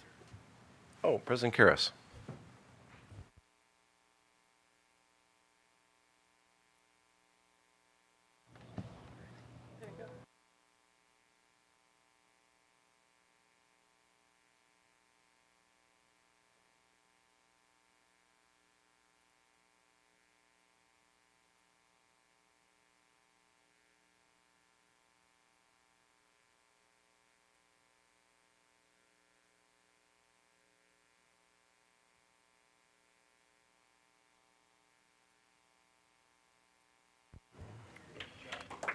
Welcome.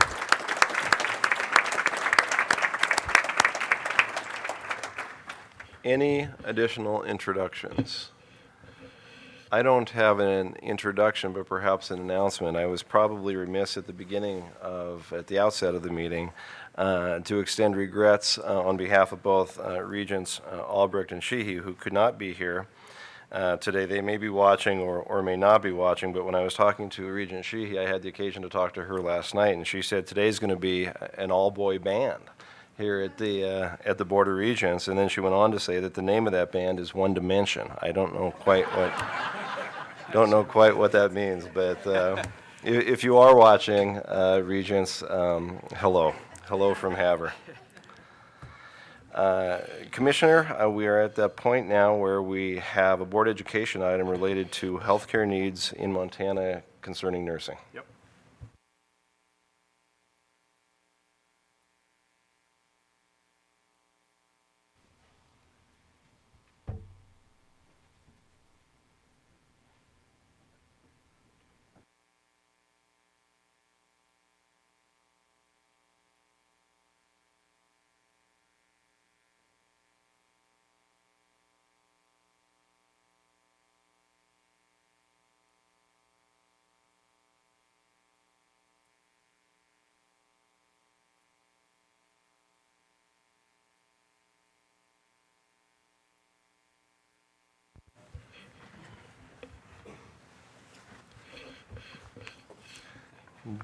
Deputy Commissioner Sack, are you going to tee this up for us? Mr. Chair, members of the board, I am happy to tee it up. This board session will focus on issues related to supply and demand for nursing education in Montana. Last year, Montana's public two-year colleges and universities produced 628 nursing graduates. They include licensed practical nurses at our two-year colleges, Associate of Science, RN, registered nurses from our two-year colleges, Bachelor of Science, registered nurses from Montana State University, MSU Northern, and Montana Tech, and Master of Science in Nursing from MSU, and nurse practitioners now educated at the doctoral level at MSU. Nursing is by far the largest healthcare major in the Montana university system. I would say as a state, I think we are working more closely together as units within the system than perhaps any other state in the nation. We're working to align curricula with industry needs, create pathways for nurses to continue their education. This level of collaboration and partnership, I believe, was a major contributor, which helped the state of Montana secure $15 million from the United States Department of Labor just a little over a year ago. Today, we have a distinguished panel who would discuss a variety of issues today related with supply and demand from both Montana and national perspectives. We will begin with Deputy Commissioner Tyler Trevor, who needs no introduction. And then I will ask each panel member following Tyler to introduce themselves, and we'll reserve the last 30 minutes for a discussion. Members of the board, again, good morning. Katie, if you could just go to the first slide. I'm just here to set the table for what we're going to talk about. The kind of 5 categories, 5 people here to speak. I'm going to talk about nursing graduate production, just to give a frame of reference on the data that we have in the university system. Then we'll take a state level analysis of supply and demand, followed by some national perspective, and then you can see curriculum redesign in the MUS, and then our Bachelor of Science. There's a lot of acronyms in here, so if we're moving along at any time and you don't understand the use of those acronyms, please, or ask a question as we try to engage in this topic. We're going to look at about a 20-25 minute presentation, followed by a wealth of time afterwards for questions. Okay, let's look, again, a 10-year look at where we're at. A lot of growth in the system related to the production of nurses, both your registered nurses, which come to us in the form of associate degree recipients, baccalaureate degree, and then masters who go on to get a further that level. I will mention that if on the masters we see a slight decline there in 2015, this has to do with counting. It doesn't actually have to do with the cohort. The cohort started at a slightly different time. If you're measuring if they start in the summer versus when they start in the fall, it can produce a kind of a mismatch when we add up the annual numbers. I'm positive there's some people in this group of experts here can do a better job of explaining it. I just wanted to mention that there is really not a decline there in the master's level. And then you can take a look at the licensed practical nurses. At the end of the day, as John indicated, we have 628 degree recipients, up from 430, so in 10-year period of time, a growth of 200 nurses. And then let's take a look at what it looks like by campus. In the most recent year that we have award information, and again, we split this out by LPNs versus your registered nurses, and then the type of or the number of years required to get those degrees by type. And so you can see that we have a broad array across the system, both LPN and registered nurses. And we'll get kind of into the details of the differences here and the nuances as we move through. First, handing the ball off to our colleague from the Department of Labor. Go ahead, take it away.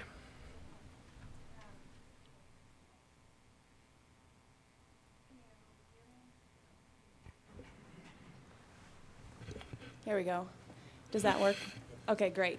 My name is Amy Watson. I'm an economist with the Department of Labor and Industry, and I'm just going to speak briefly about the information that we have available to us on the current nursing workforce. There are 3 licensed nursing occupations in the state: the advanced practice registered nurse, the licensed practical nurse, and then the registered nurse. And we count currently there's about 15,000 registered nurses who are actively licensed in the state, about 2,800 licensed practical nurses, and about 1,000 advanced practice registered nurses. These nurses are primarily concentrated in the western region of the state, so you do see quite a bit of geographical distribution of those nurses in the state. Most of them, live in the more populated counties, and that map that you're looking at there is the percent of those who are working, specifically registered nursing. So the higher percent working in a particular county, the tighter the labor market that we estimate in that county, the more difficult it may be for employers to find the workers that they need, which is what we are concerned about at the Department of Labor in general. We're anticipating a worker shortage. Healthcare in particular is of an issue because they have seen consistent employment growth through the recession and into recovery. So as this industry continues to grow, there may not necessarily be workers who are able and available to fill those positions. And in addition, with the retiring baby boomer population, and that also for healthcare puts an additional demand on their system as people continue to age. So this map shows just for the registered nursing population, but we also looked at the licensed practical nurses and APRNs as well. They have a few places, there's 9 counties with licensed practical nurses where 100% of those nurses are working. And there's 12 counties where 100% of the APRNs are working. So that indicates a very tight labor market. Those employers are going to have to look outside of those counties or hire people who are currently employed to fill their open positions. I don't know how to, can we go to the next one? Great, thank you. And then the next issue that we talk about a lot is the aging population, and using our licensure data, the same data source, we're able to identify the age of the current nursing workforce, and that's what you see in this graph here by license type, LPN, RN, and APRN. On average, they're about 50 years old on average. The most common age is in the early 60s, of those labeled the distribution there on the right-hand side. So any future estimate of nursing demand is going to have to take into account this aging population. Montana's population tends to be older in general, but it's about 45 years old on average, Montana's population, and this registered nursing population or the nursing population as a whole is older than that. So that's what we take into account when we estimate demand, and that's one element. The next slide here will show our nursing employment projections. We produce annually 2-year and 10-year employment projections by industry and occupation in 5 regions of Montana as well as statewide. These are the occupational projections for the registered nursing occupations, nurse practitioners, registered nurses, licensed practical nurses, and nursing assistants.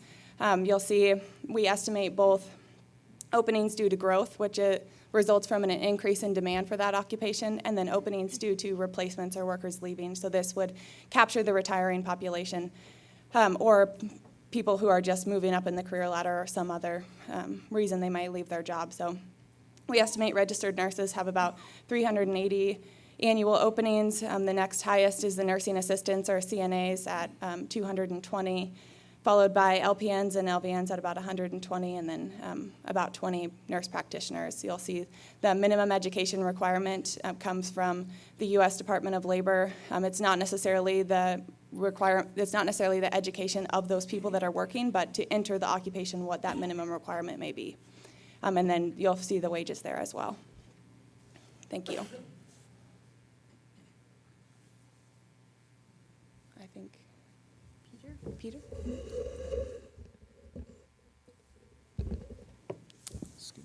Good morning. My name is Peter Buerhaus. I'm a nurse by clinical background, a healthcare economist. I'm a professor at Montana State University in the College of Nursing, and I'm the director of the Center for Interdisciplinary Health Workforce Studies at Montana State. So today, there are across the nation 3.1 million registered nurses. It's the largest profession, health profession of all in the country. A third of those nurses, a little more than 1 million, are over the age of 50 and will be retiring over the next 10 years. So on the supply side, we have a major, unprecedented development where a third of this nation's workforce is going to be retiring. Now on the demand side, this is occurring at the very same time when we have nearly 80 million baby boomers who are aging over 65, consuming 3 to 4 times more in terms of health care than when they were younger, because they're bringing with them multiple chronic and degenerative diseases, which not just increases the quantitative demand, but the intensity of what a nurse does to manage patients who are very complicated with these multiple conditions. In addition, we see the population of our country continues to increase, roughly 1% a year, adding more demand for health care. Physician shortages are current and growing, and some of that care that won't be provided by physicians will shift to nurses as well.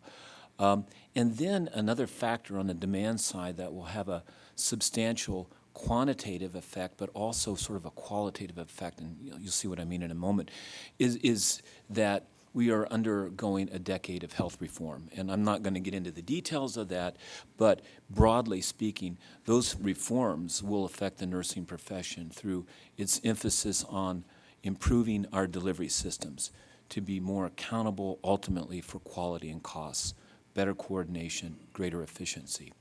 In addition, we have some beginning incentives to provide more education and prevention, which ultimately we hope will decrease the demand for health care, but that's iffy. But maybe we will get an increased level of health of our nation. But we finally have some nod towards prevention and education in our system.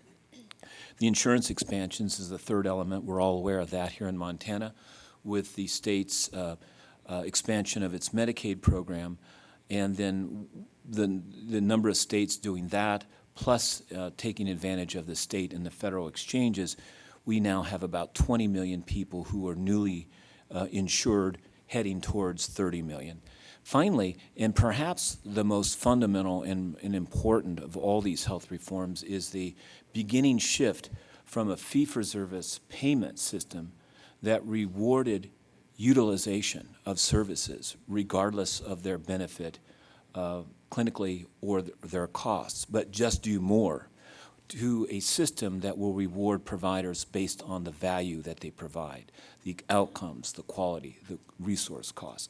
We're in the earliest phase of that transition, but that will create a major realignment of incentives throughout the system.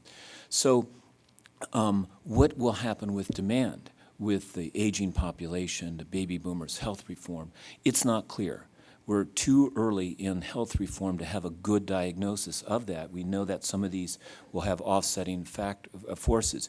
But what is clear is that we will have a great shift in the responsibilities and roles that nurses perform in our healthcare delivery system, involving the advanced practice nurses, those nurses with a bachelor's degree and associate degrees. So if we were here talking in 5 years, where we'd be talking about nurses playing some very different roles than those that are going on today. The next slide, I think, will show you the latest projections of our federal government, the Health Resources and Services Agency. About a year and a half ago, their models that were run suggested that we may actually have a surplus of nurses by the year 2025. Everybody else disagrees with those assessments, including our team, which published our own work on this area. And the good news from our team is that on a national basis, we think that we will have enough inflow into the workforce to replace these retiring baby boomers at a national level. That doesn't mean that there'll be spots in this country, many spots, who will have a sudden retirement, people leaving, and have shortages until people can be replaced. That will occur in Montana. But nationally, we think we'll be able to cover ourselves. We will fall short, though, of the extra demand that comes on top of that. So we're projecting that a shortage could still be a substantial one of around 130,000 in just 9 years. That would be more than noticeable. That would inflict pain in the system. Next. So the HRSA projections that were made a year and a half ago looked at Montana. They project a deficit of about 800 RNs by the year 2025. My guess is that's a very conservative. I would think that's probably a greater deficit than that. Next. What's being done? Last week in Washington, the Robert Wood Johnson Foundation, together with the Association of American Retired People, held a day and a half meeting where we all came together with federal and state people involved in this, looking at the data needs, the better analyses, a number of things to improve our collection, analysis, and dissemination. We have now 39 states who have created state nursing workforce commissions, groups that are focused specifically on these issues to inform its state, its employers, and educators. Next, in July, I'll be bringing the nation's top modeling experts to Montana. We're going to spend 2.5 days solid focus on how we can improve these supply and demand estimates. And next summer, we will provide a national conference in Denver on these issues. So we are doing something, and you can know that at Montana State, we're actually the leaders in pushing these agendas. Next, I think there's just 2 more slides, just a bit to show you historically. The baccalaureate degree nurses are in the red, and in the blue are the associate degree nurses, the production of these nurses. It's always been the case. We've had more associate degrees than baccalaureates up until 2011. That has now changed where the production is flipped there and significantly.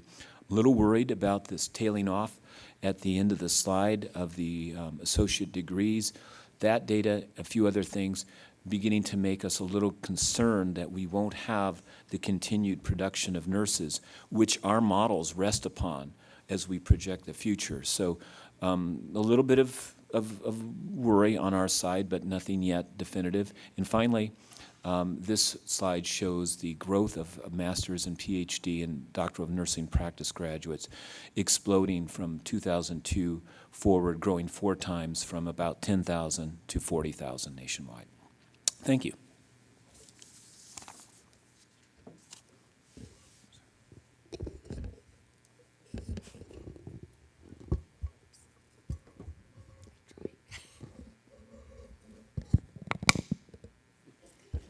Can everybody hear me okay? Mary, you may wish to switch seats. Okay.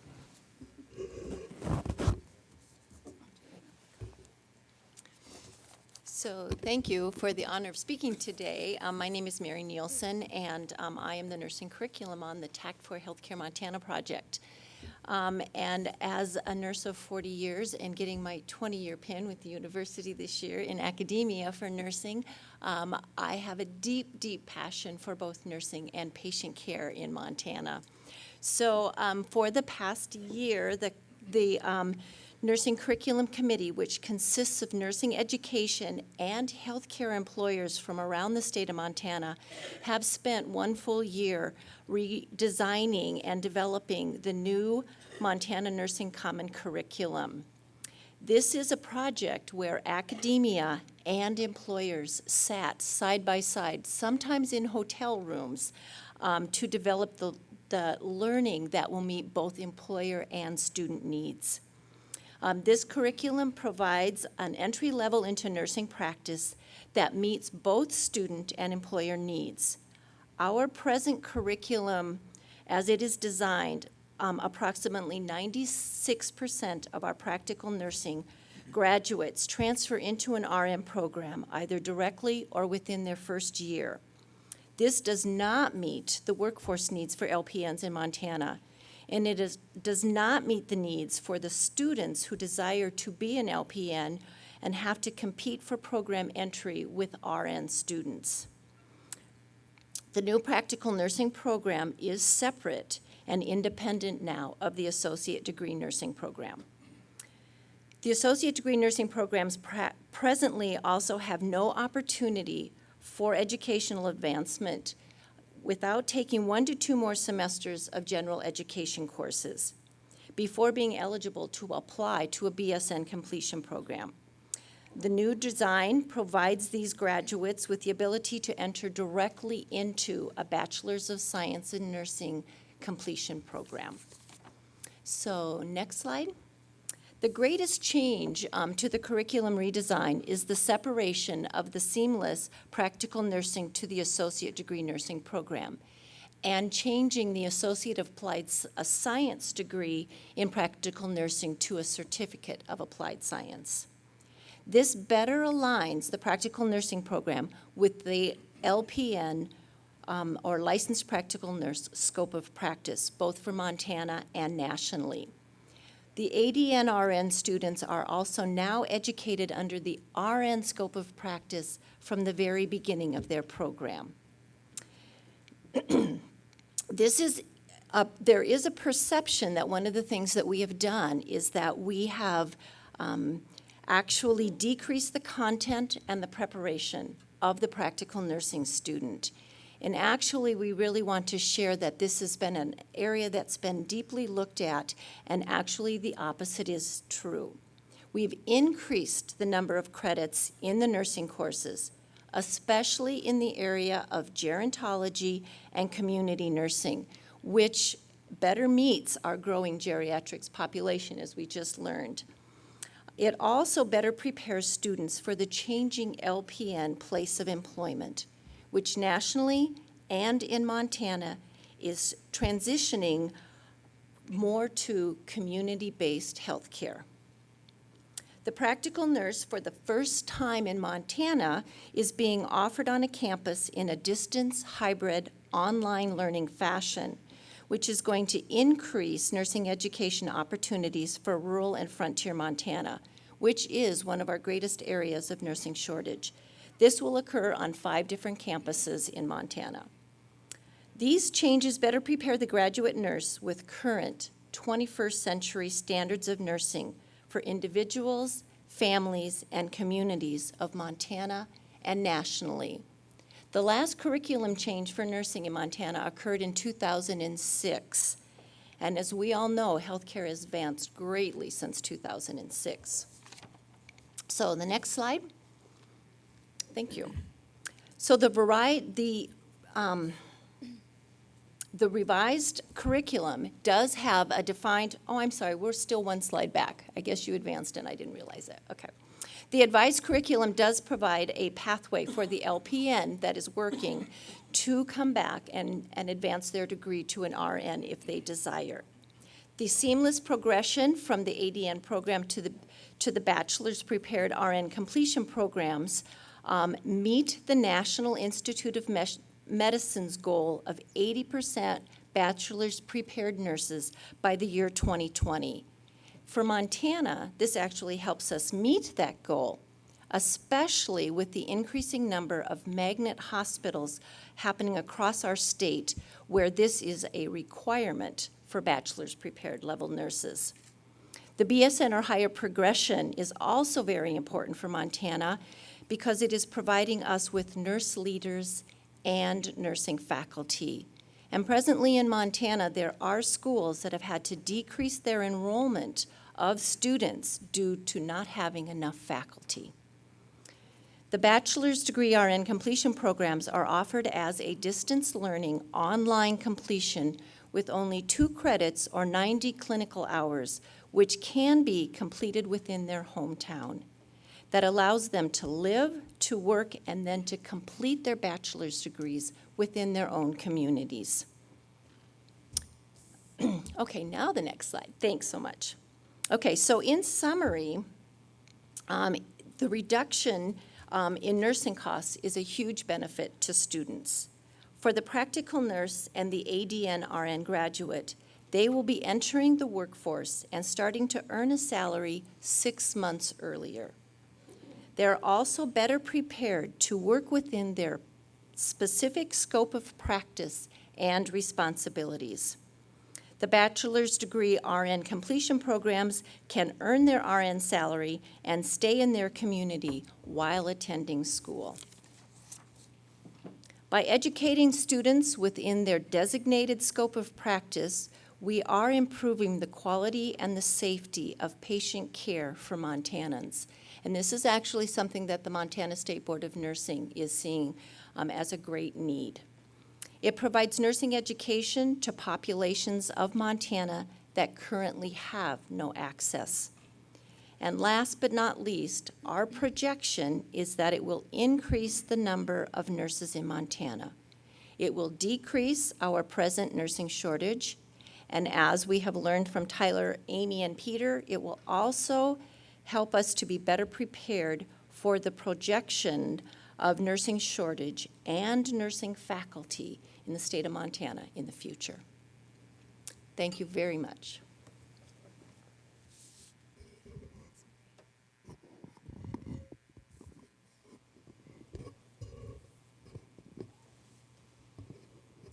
I'm not sure if I'm supposed to speak to this slide or not. This looks like a summary slide, but I'll go ahead. My name is Teresa Seawright. I'm Associate Dean in the College of Nursing at Montana State University. I'm a registered nurse of 30 years. In the last 12, I've been in academia and also working as a registered nurse while I was teaching up until recently. So I'm also, just as a side note, an associate degree prepared RN initially from the 80s and benefited from a state, it was North Dakota, that had seamless education that allowed me to go on when the time was right for me to go on. So I'm happy to see collaborative efforts in making that available for our state's residents. So the BSN program statewide, my role here today is to just kind of round out talking about our programs and what are offered there. But just in summary, there are BSN programs. At MSU, we have a statewide program. That is, we have 5 campuses where students can complete upper division courses. And I'll show you a map in a few minutes that explains that a little further. In 2014-2015, we had 215 graduates from that program. So students can take their prerequisite coursework in communities where they live, for example, Missoula, Billings, Great Falls, Kalispell, et cetera, and then come to their sites for upper division coursework. We have MSU Northern, which is a baccalaureate program. It's a completion program. That means post-licensure. So those are associate degree prepared nurses that would come to this program and complete post-licensure, and they had 33 graduates in 2014-2015. And then we have Montana Tech with a Bachelor of Science in Nursing, also a completion program, so post-licensure, with 16 graduates in 2014-2015. And recently, a Bachelor of Science in Nursing, which is a 4-degree program at Montana Tech that was approved last March. Next slide. Okay, so as far as MSU College of Nursing in Bozeman, as I said, that's a multi-site. I'm going to kind of give an overview of all the programs. We have the traditional baccalaureate, so that would be the classic freshman or transfer student that comes to Montana State University.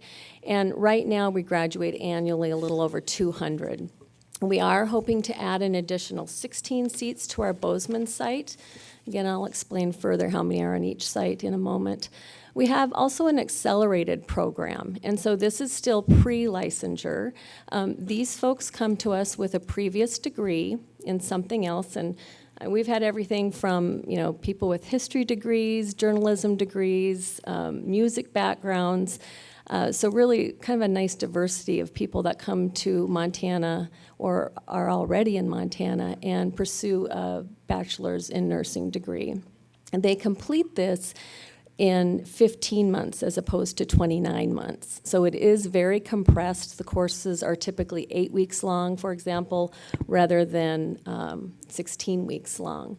Right now, we just have sites in Great Falls and Bozeman, each of them accepting 16 students annually. We are hoping to add an additional 16 seats, splitting those between Missoula and Kalispell. So for that undergraduate programs section at Montana State University in Bozeman, it would be 224 annual admissions. We also have graduate programs there, the associate degree to RN, associate degree RN to MN. So that's an associate degree licensed nurse that comes to us and takes a couple bridge courses, about 12 credits worth of bridge coursework, and then can matriculate to the master's program and graduate with a clinical nurse leader. So CNL stands for Clinical Nurse Leader Program. That's actually been very popular in Montana. We have, about 48 critical access hospitals in this state, far outnumber our tertiary care centers. And many of those nurses have gone back to their home hospitals and become nurse managers, directors of nursing. They are leaders in direct care in hospitals and other community settings. Nurses can also come with a bachelor's degree and go into that clinical nurse leader / master's degree program. So there's 2 ways to get into that. And then as was mentioned, we just developed a doctorate of nursing practice. And I do want to emphasize, since part of this is education, a lot of times when people see that DNP, they automatically think that means nurse practitioner. It may or it may not. At our university, it does mean nurse practitioner, and there are 2 specialty tracks for that. There's a psych mental health, and we know there's a great need for psych mental health nurses in our state and nationwide. And then there's also a family nurse practitioner track, which is wonderful for Montana too. Those nurses can go on and work in hospitals, ERs, clinics. They have prescriptive and diagnostic privileges. In fact, they could open their own clinic if they had the means to do that. And so we have both those tracks at MSU. And then there's also a certificate in nursing education, again, to fill that faculty need that we have, wherein nurses must have at least a master's to teach in a baccalaureate or higher program in the state of Montana. Next slide. So this is back to our undergraduate program. The graduate program is statewide and, in fact, nationwide because it is online. Much of that is online with just some intensives in the fall for the graduate programs. And then those people set up clinicals in their own communities, whether it's in Montana or elsewhere. For the undergraduates, we have 16 students annually in Kalispell. We have 32 students annually in Great Falls, and then 16 accelerated that I spoke about. In Missoula, we have 48 annually. In Billings, we have 80 that we take into that campus annually. And in Bozeman, 16 annually plus 16 accelerated or post-baccalaureate. Next slide. Okay, and I think maybe this is just a little bit more of a repeat, so I'll just sort of skim over some of this, and if there's any questions, I'll be happy to answer. But again, this associate degree to RN to MN program is a new program of study. Right now, we have 5 students in it. We hope to grow that, of course. But we have 5 students who are matriculating in the fall to the clinical nurse leader portion. They're doing really well. They're all Montana residents and very excited for this opportunity. And in speaking with them, most have the plan to, or are already being told that they'll be hired into management positions in the hospitals that they're in. The clinical nurse leader program, that's just the regular BS into MN track. We graduate anywhere from 5 to 10 a year in that. The DNP program, as I've mentioned, we have 2 tracks for that. We just graduated our inaugural class with 18 graduates, one of whom is a psych mental health track person, and the rest are family nurse practitioner, and all of them plan to stay in the state of Montana. One of them is Native American and has an IHS payback, and when she's done with that, she'll be coming back. So that's great for Montana and great for nursing in Montana. As far as the out-of-state applicants, I do just want to speak to that. Earlier, we talked about how many students from Montana's high school go on to college, and I think our application to our undergraduate program sort of reflects that. Probably, I'd say about 75% of our applicants to our baccalaureate program are out-of-state applicants. That's a lot. That doesn't mean all of them get in, but that's a large number of applicants. And so then of the Montana students that do come to us, most of them will stay in the state to work. Very few leave the state. There's a national council of licensure for RNs, and we are consistently above the state pass rate on that. So, and we are as well with our master's and doctorate program. Okay, I think next slide. So I would like to thank our panel, and as you can see from the summary slide, we have some impressive things happening in Montana at the 2-year level, the undergraduate level, and the graduate levels. So Mr. Chair, members of the board, our panel is ready to answer any questions the board may have. Thank you, Deputy Commissioner. Thank all of you for being here, and a great presentation. We've been looking forward to this for some period of time. And so at this juncture, I'd open it up to any questions or comments that from members of the board, if there are any. Are there any questions? Regent Nystuen? Thank you, Mr. Chair. Great presentation, and yesterday I was enlightened for trip across the High Line with President Karras, filling in some of the gaps about, okay, help me understand the difference between an ASN and BSN and masters and all of that. By the way, it was real interesting to note that the ASN and BSN, if I'm correct, they take the same test for licensure. That's true, yes. Okay? So I think it has a lot to do with the gen ed courses and so forth. I mean, this was some of the fundamental information I needed. As part of that, we had a good discussion about the master's types of programs here, because I presume the master's students are tomorrow's teachers in the rest of our classrooms. Is that correct?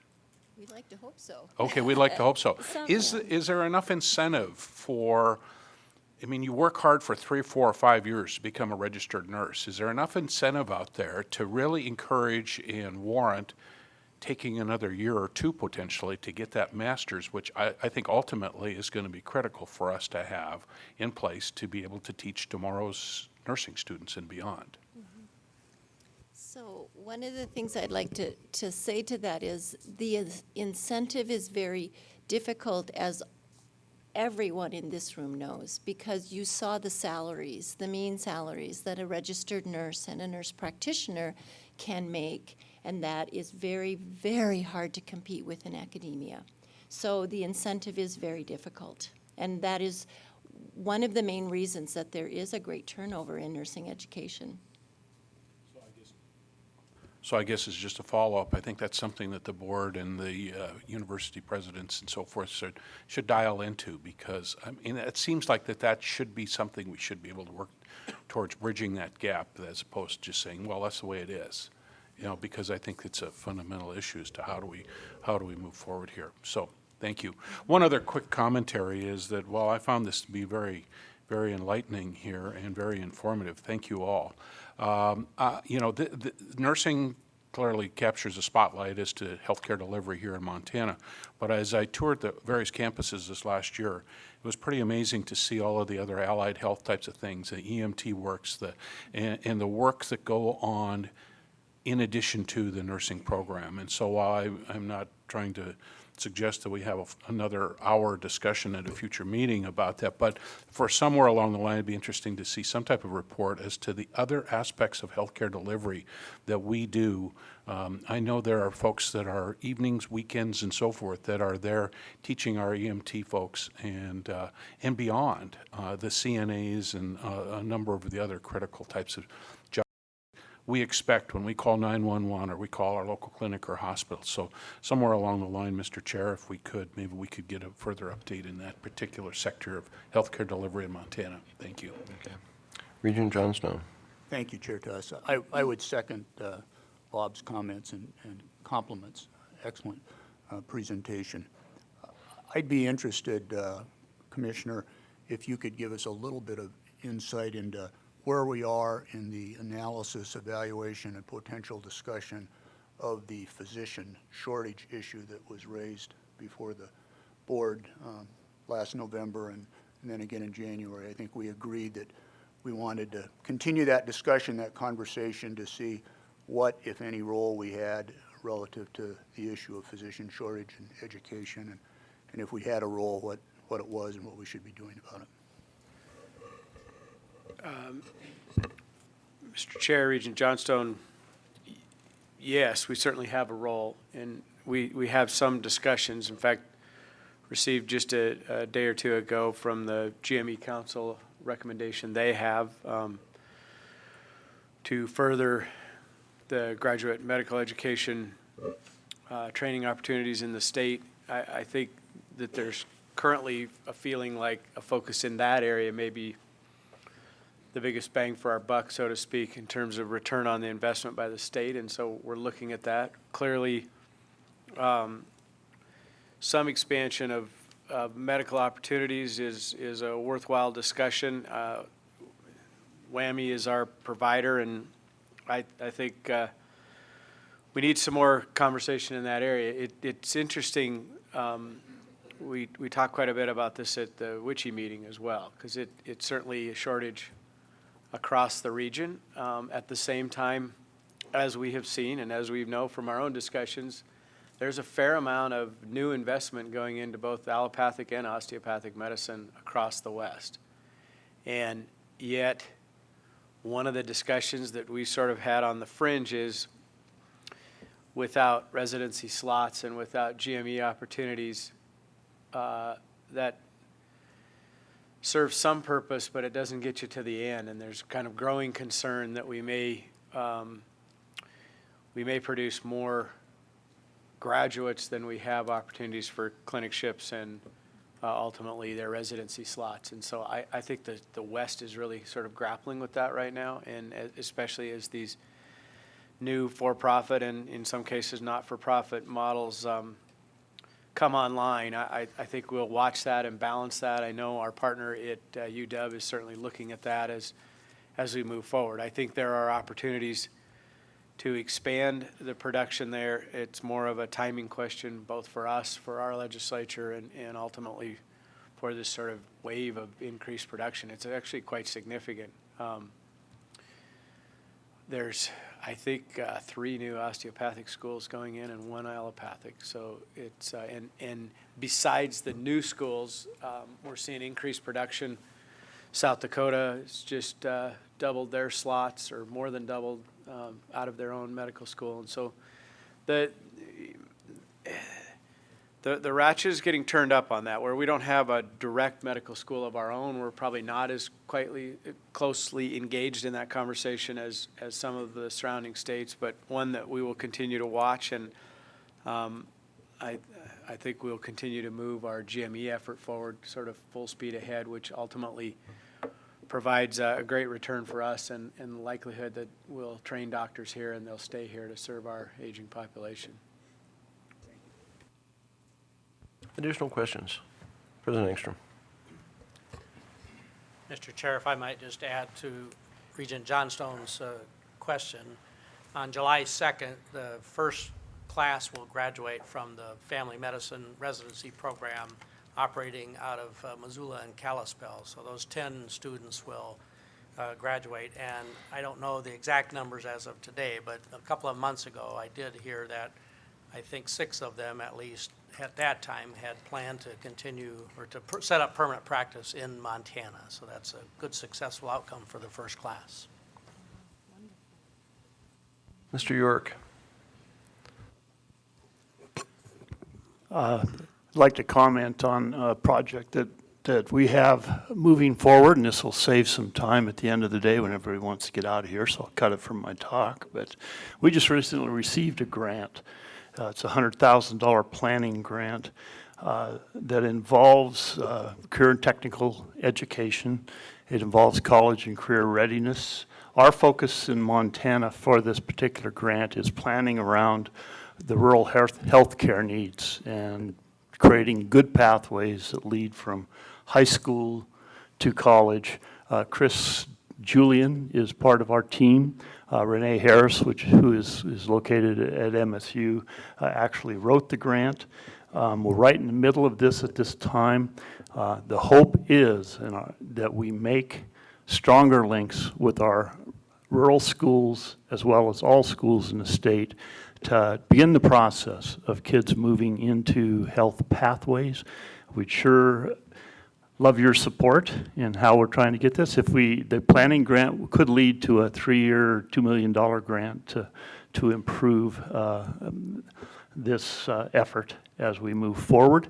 I will say that the plan in itself is going to be able to be usable, even if we don't get the larger grant. And we know from dual enrollment, as we heard earlier, we also know via our own experiences that those students that get into those pathways move on. And we're talking about attracting Montana students. This is a way to do that. So thank you. Thank you. Additional comments or questions?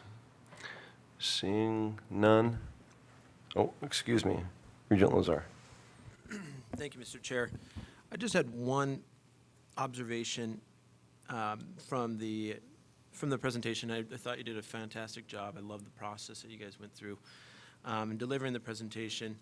I know we're always talking about time to completion and saving financial resources for our students and alignment with the field. And I'm wondering if there's if there's something that we can learn from the process that you all have gone through and perhaps other programs throughout the system, some things that we can sort of take away from it. I know we're doing a lot right now in terms of realigning some programs, but it seems like you guys really have it. You've really done something pretty special here. So I just wanted to make a note maybe for the Commissioner's office that we kind of look at the process and things that we can pull out of it.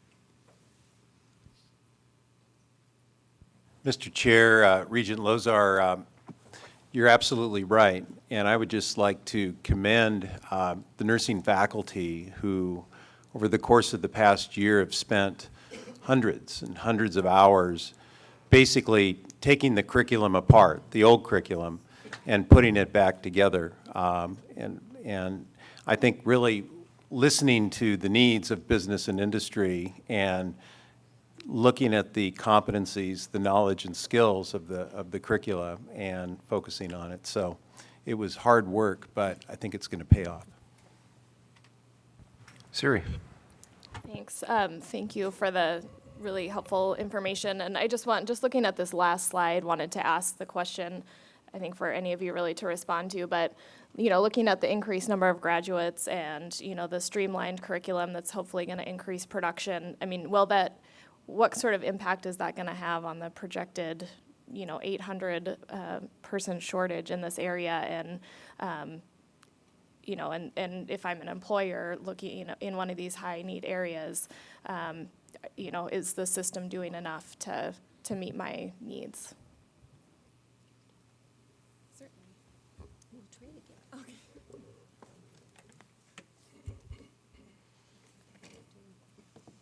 Mr. Chair, Siri, I think that it certainly is a step in the right direction. We don't, the Department of Labor doesn't issue a particular number. It's difficult to quantify for all the reasons we've kind of touched on today.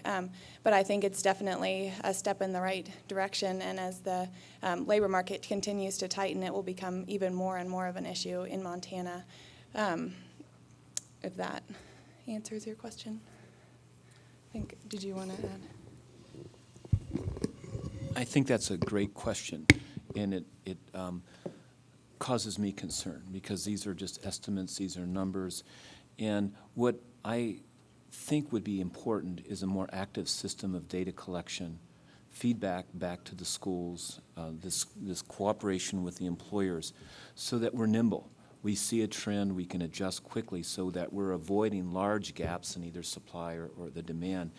These are big, unprecedented forces that are all coming together at the same time.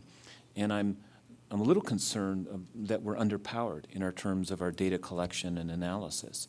So I think it's the right question that we should be asking. How well are we positioned to avoid some of these things that are fairly clear?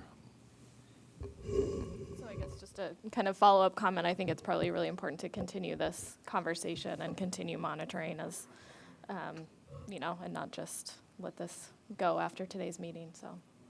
And it is one of the sustainability issues that we are looking for through the Tact for Montana Healthcare Grant is how can we keep this analysis going and this partnership between nursing education and workforce so that we continue to meet the needs when they come up. And so we are having our first statewide meeting with that coming up next week. In addition to that, just this wonderful grant that you have going, I think that is a place to start with students in increasing that pipeline. I'm not sure how many people in this room actually understand what nurses do. In part, I hear CNAs being mentioned with nurses, and they're very different preparation and very different roles. And so I think some of these initiatives that are going on in Montana, we have the biomedical research grant, that huge grant that's nationwide that occurs in many of our Montana high schools. Those students come just with a different attitude, a different approach to their education. Nursing is based in the hard sciences. To get into a baccalaureate program, nurses must get high grades in 5 hard sciences, anatomy and physiology, 2 of them, biomed, Chemie 123 and Chemie 121 for the baccalaureate. Those are difficult classes in addition to stats. And so when students understand in junior high and high school, if they're thinking about health professions, that they might want to go into that, they need that preparation. They need that baseline. So I'm excited to hear about another initiative. If I could speak to. We have, I think, to speak to the data collection in Montana, I think we do have some of the best systems in place in Montana to be able to collect this information.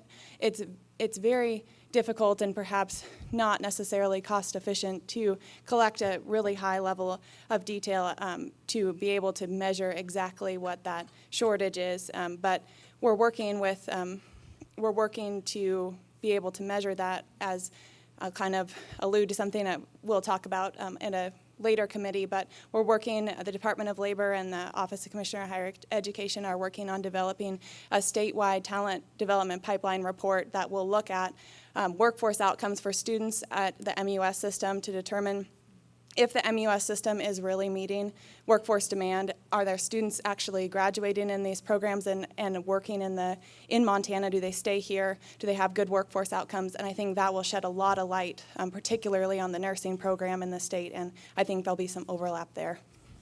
Yeah. Deputy Commissioner?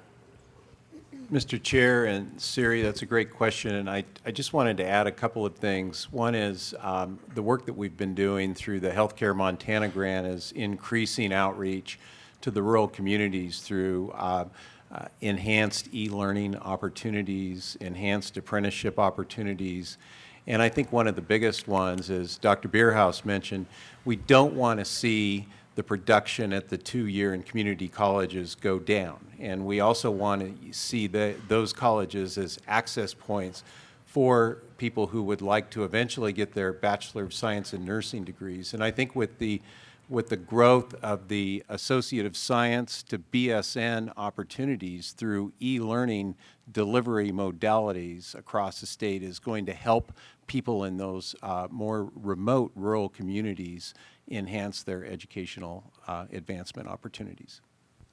Thank you, Deputy Commissioner. Seeing no additional questions, I once again just want to, was there a question over here? No?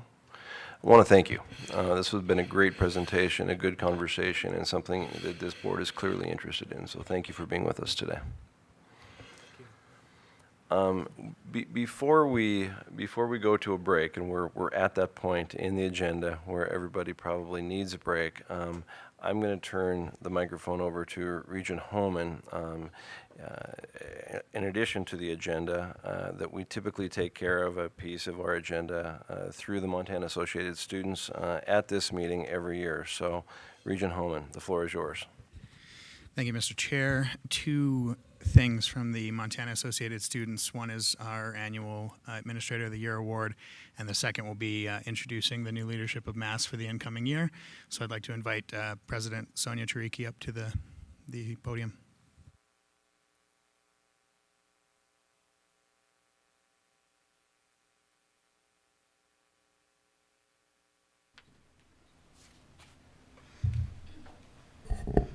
Thank you, Regent Holman, Mr. Chair, members of the board. My name is Sonia. I'm the outgoing president for Montana State University Billings, and I've been privileged to lead the Montana Associated Students this year, and I'm delighted to present the Administrator of the Year award. Will the Associated Students of the University of Montana, President Cody Mexner and Vice President Betsy Story, please join me up here to present the award.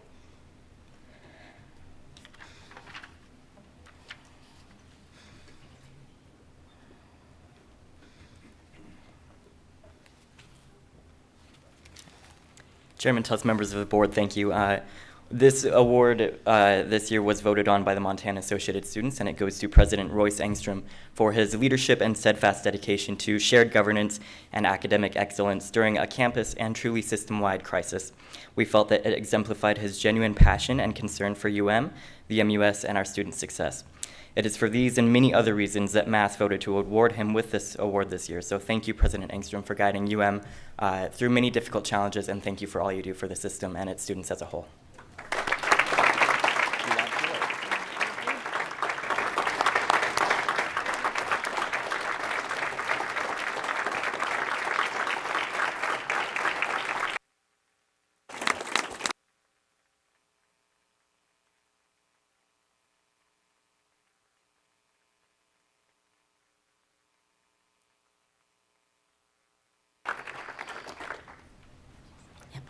Mr. Chair, if I might just add briefly, that each year the Montana Associated Students present this award. We've done it for a while now. And I don't think that the members of MAS take it lightly. And each year the list of administrators is extensive from each of the campuses. And there's normally more than one nominee from each campus. And so coming together as MAS, all of the members very passionate about their individual campuses, coming together behind one administrator every year is truly indicative of that leader or of that administrator's leadership and demonstrate a commitment to students. And in this particular case, I wanted to note that was members of your own campus, President Engstrom, as well as MAS, I think speaking loudly that they believe in your leadership and believe in your vision. Thank you, Regent Holman. President Engstrom? Thank you, Mr. Chair. Boy, that was quite a surprise, and I just want to say thank you to the students. What a tremendous honor to be recognized by the students themselves. I have always said that here in Montana, I believe we have the strongest student government of anywhere that I know of, and these young people are the future leaders. They represent themselves and their respective universities so very, very well. And to have this award presented to me is just one of the deepest honors that I can imagine. So thank you, students, so very much. Congratulations. Alrighty. We would also like to recognize our other finalists in the nominee recognition of Tracy Ellig, the Executive Director of the University of Communications at Montana State University. We wanted to thank you for your dedication to your students and all the students within the Montana University system. Thank you.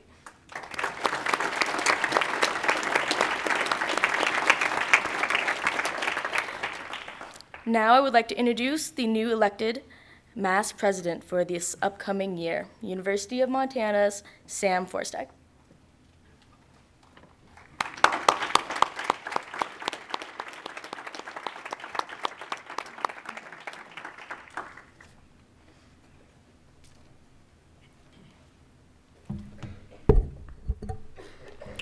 Hello, and thank you for giving me the opportunity to speak with all of you today. We spent the past 3 days with the Montana Associated students getting to know each other and plotting out our path for this coming year in terms of plans and strategy with both the board, with OCHI, and with the state legislature in what's certain to be a very important year. Just yesterday evening, we held our MAS elections, and I'm very pleased to say that I think we have an incredibly competent, capable, and enthusiastic group that's going to be leading us into this coming year. We'll be in communication with OCHI. Hopefully, we will get to meet you guys at a retreat this summer, and I'm pleased to introduce our newly elected leadership team.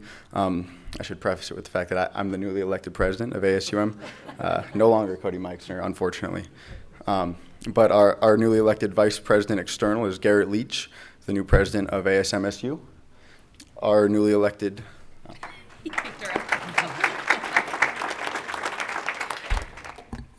Kennedy Burke is our newly elected vice president internal from MSU Billings. And Greg DeCherry is our newly elected treasurer from MSU Billings as well. Congratulations to all of you, and certainly this board looks forward to working with you in the next year. Congratulations. Thank you, Chairman Tuss.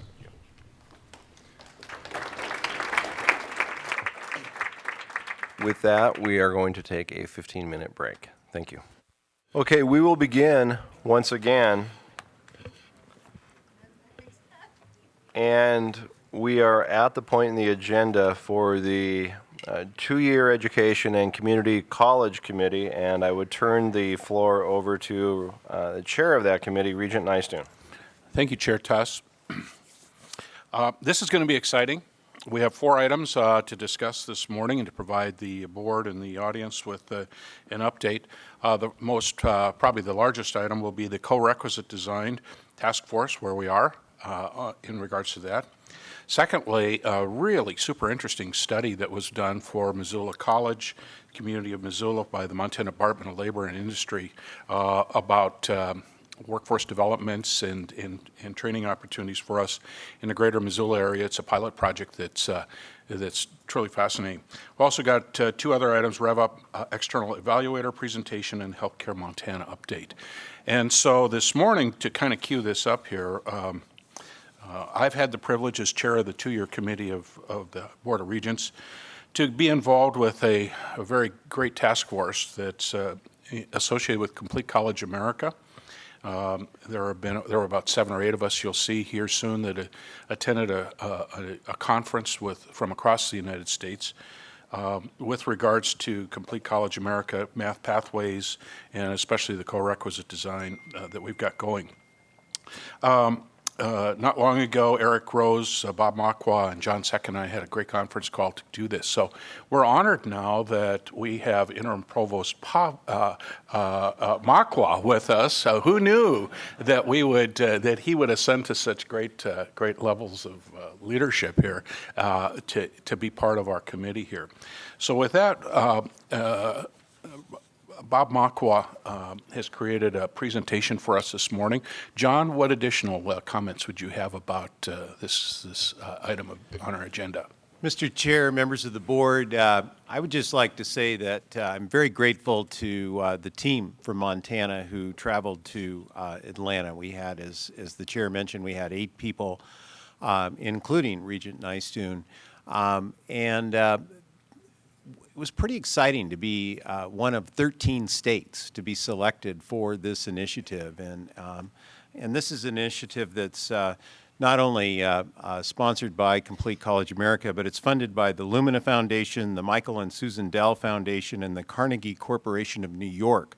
The commissioner received word just a couple weeks ago that Montana will receive an additional grant from the Michael and Susan Dell Foundation to fund the development of a statewide summit around this topic, which Dr. Makwa will explain to us. Thank you.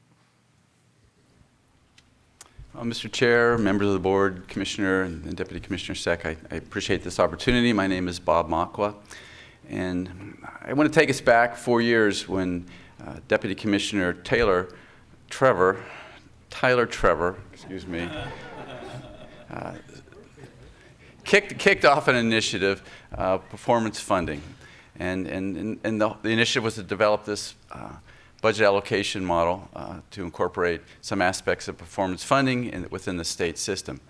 And it turned out to be certainly much more than just working with spreadsheets. It involved a lot of philosophical discussions. A question that came up time and time again was what about quality? How can we increase graduation numbers, retention rates, without having a decrease in impacting quality? And time again, if I didn't hear Deputy Commissioner Trevor say once, I've heard him say 100 times, this isn't about performance in individual classrooms. This is about institutional level game-changing strategies. Right? And so today I'm going to talk about a couple of those kinds of strategies that are more in the realm of mathematics, but also are crossing over into English and writing. They don't just impact two-year and community colleges, but all of the institutions in the state. And so the task forces that have been working on these are across the sectors. They have members from every level, not just academic, but also in advising and registration and some other areas that are very important to bring to the table.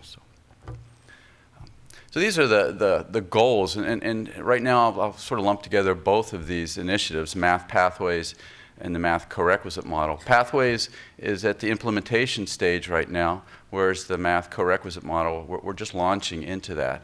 So although they're at kind of the opposite ends of the time continuum here, there's a lot of overlap in the goals and what we're trying to achieve. So the goals I have listed here: teach mathematics content and skill that will be of value to students in their lives and careers. This is a big part of the Math Pathways initiative, is to make sure we get students in courses and programs of study in which their mathematical learning and the mathematical courses they take are relevant to their careers, are relevant to them.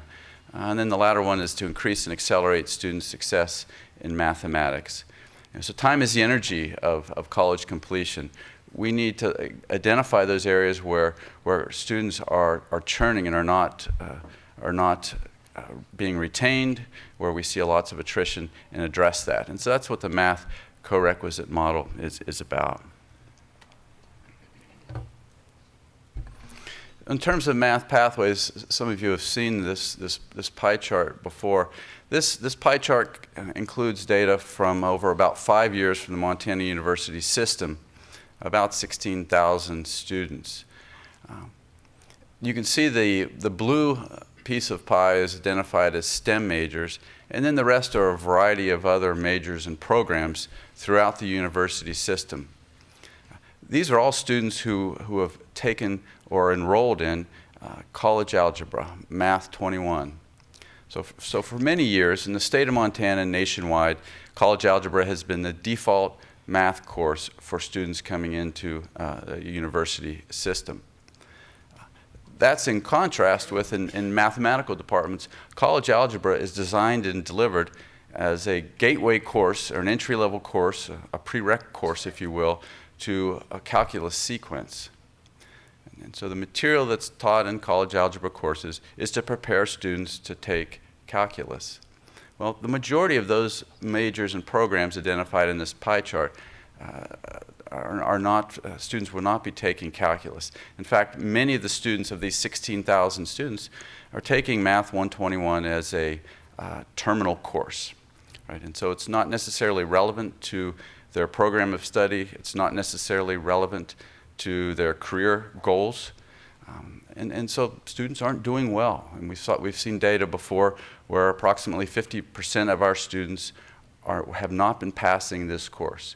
It's not because the course is not being taught well, it's because the material in the course is not relevant to what the students need and are interested in. So there's our goal for Math Pathways, and that's to develop alternative pathways. And that's what we've done. We're in the implementation stage. I put these recommendations up here. I'm not going to go through them in a lot of detail. These are more of a reminder. What we've done is developed what I'll call an algebraic light math pathway. And it's focused around this contemporary mathematics course. All of our campuses already have these kinds of courses that they're offering, 2 years, 4 year, the university. But up till this point, they've had many different names. Some campuses, they're called quantitative reasoning, other campuses, quantitative logic, math for liberal arts, many different names, many different numbers. So one of the outcomes of the Math Pathways Task Force is to rename all of these courses so they all fit under the same umbrella, this Math 105, Contemporary Mathematics. It seems like a very simple undertaking, but it would not have been possible if it wasn't for some aspects of our system that are quite helpful. One is common course numbering. The other is just the fact that all of our campuses report to a central system, a central clearinghouse. So we're able to make changes that are system-wide, very beneficial to students who are transferring from one course, from one program, from one institution to another. And so this course will be a common course on all of our campuses beginning in the fall, at least all of the campuses that have non-STEM majors. And we'll be tracking the data, and so we can see the impacts. A big part of this is advising, right? So our advisors have to understand that students are going into history, liberal arts programs, and many other areas no longer need to take or have to take college algebra. And some of the simple things are, for instance, at Montana State University, our college algebra course was numbered M121. Our contemporary mathematics course used to be numbered M145. So for students coming into the university and they may be intimidated by math, they may struggle with math, they want to take what they think is the easiest math course for them, right? M121, college algebra, had a lower number than M145, so the students would take college algebra. And advisors would encourage that because it would keep doors open. Well, we found that it actually was closing many more doors than it was keeping open. So we're excited about this. We're excited about tracking the data, and I imagine in the future we'll have an opportunity to report back on that. So this brings us to the second initiative, the one that I really want to talk more about, and that's the initiative that we're presently kicking off, and it's this co-requisite approach. We recognize that a large number of students, a significant number of students, come to college not prepared to take a college-ready math class. They're not prepared to take a gateway math course that provides college credit. And so these students have been starting off in developmental or remedial math courses. Courses that they're taking to get up to speed in math so that they're able, sometime in the future, to take a college-level math course. And the numbers are significant, both nationally and Montana. And in fact, when we look at the data in Montana, we find that we're right in the middle quintile of states nationally in terms of the number of students who are coming into institutions and starting off taking remedial courses. Again, these are courses that they're paying for, that they're putting time in, but they're not getting college credit. Well, this is a problem, because the students are not passing these courses. And the students that pass the courses are not being retained in follow-on courses. In fact, a very small percentage of the students that start in remedial courses end up passing their college-level gateway course and then go on to graduate. And so this is what this co-requisite initiative is addressing. How can we do a better job in the way we structure our courses for this large, significantly large number of students who come to the university not yet prepared to take a college-level math or an English writing course? It's about student attrition. It's not about the way we're teaching developmental courses. We have professionals who have dedicated their professional careers to teaching these developmental courses. Students are passing these courses. At least 50% to 70% of the students pass their developmental course. The problem is attrition. The students are not proceeding through the pipeline, right? And it's back to that time. That time is the energy. This plot kind of shows that symbolically. You know, each of those gingerbread men represent about 300 students. So overall, that's about 12,000 students. The top row represents students who are placed into and start in a developmental math course. So that's, in this case, it's one course before the gateway course. 60 to 70% of those students pass that course, but look how many of the students show up in the college-level gateway course.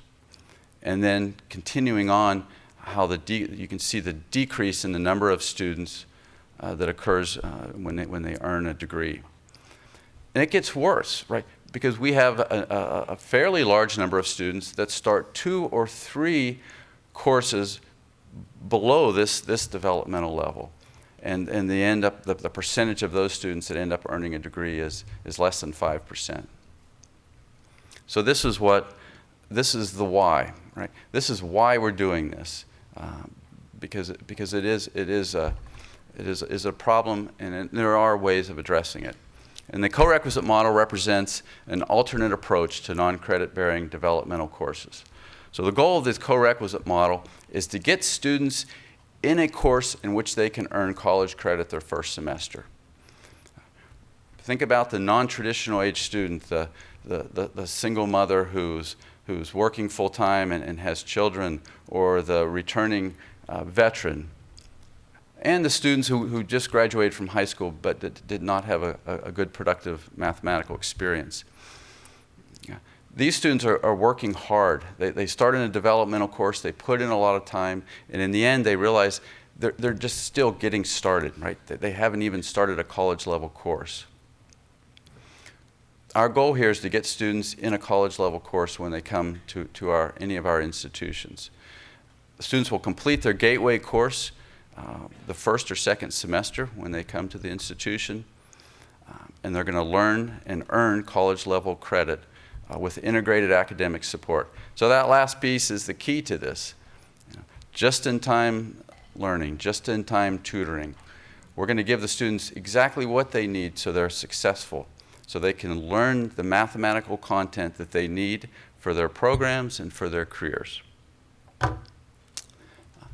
So what is a co-requisite course? We get asked this question a lot because there's so many different models. And so what I've done is tried to kind of lump these into three categories, or three buckets, if you will. The co-requisite, simply defined, is a course that combines both that gateway math content plus the developmental education content. The three categories I have, the first one, embedded class support. So students go into a class and then they have additional coursework. Let's say it's a 3-credit math course. These students may meet an extra 2 hours a day immediately after the course, or they come back at another time. But there's additional class instruction time, and additional hours are spent getting students up to speed in the course content. Another model that's used is the sequenced approach, where the first 5 weeks are very intense preparation. This could even fit into kind of a summer boot camp type of model, where students have a very intense review sessions for the first 5 weeks, and then the last 10 weeks of a 15-week semester, they're exposed to the gateway content. And then a third category would be this is just my term, class plus. So the students attend the class and then they get extra help outside of the classroom. This could be in a self-paced computer lab, a math emporium, a math learning center. This could be using software like EdReady, or mandatory tutoring support. So there's lots of versions of the co-rec support. I anticipate our approach to this would be that each campus is given some flexibility in how they want to deliver these based on the strengths of the campuses and the culture within those campuses. Ultimately, the outcomes and the content that the students are learning will be consistent, but there's many ways of delivering that. So we're not inventing the wheel here. We're paying close attention to what's being done on a national stage. I show 5 states up here. 4 of them are Georgia, Indiana, Tennessee, and West Virginia have developed co-requisite models for both math and English. Colorado is for English. So the blue bars represent success in English and writing developmental or co-requisite courses, and the green bars represent success in math co-req courses. And these may be the contemporary math type of pathway that I discussed. These could be statistics pathway, and ultimately I can see us moving toward a future where we'll also have a STEM pathway, especially now that we've moved non-STEM students out of that college algebra course. And so the focus of that course that course content will be adjusted because it's solely focusing on preparing students for calculus. So these states have all seen great success in the co-requisite model. Success in that the attrition of students is decreasing. Students are getting through programs. Students are passing their gateway math and writing courses, and they're continuing on to graduate. All right, so that is our ultimate goal. Timeline, as Regent Nysoon mentioned, we attended a small number of us attended a co-requisite Leadership Academy in Atlanta at the end of March. The task force is currently being assembled. We anticipate that the co-requisite task force will have lots of overlap with the Math Pathways task force because we've developed a lot of excellent synergy in that group. We have cross-sector representation, and we have good representation across the state. Later in the fall, the end of September, we are going to be planning a statewide co-requisite summit workshop where many of you will be invited, similar to the Math Pathways Summit that we conducted a year or so ago.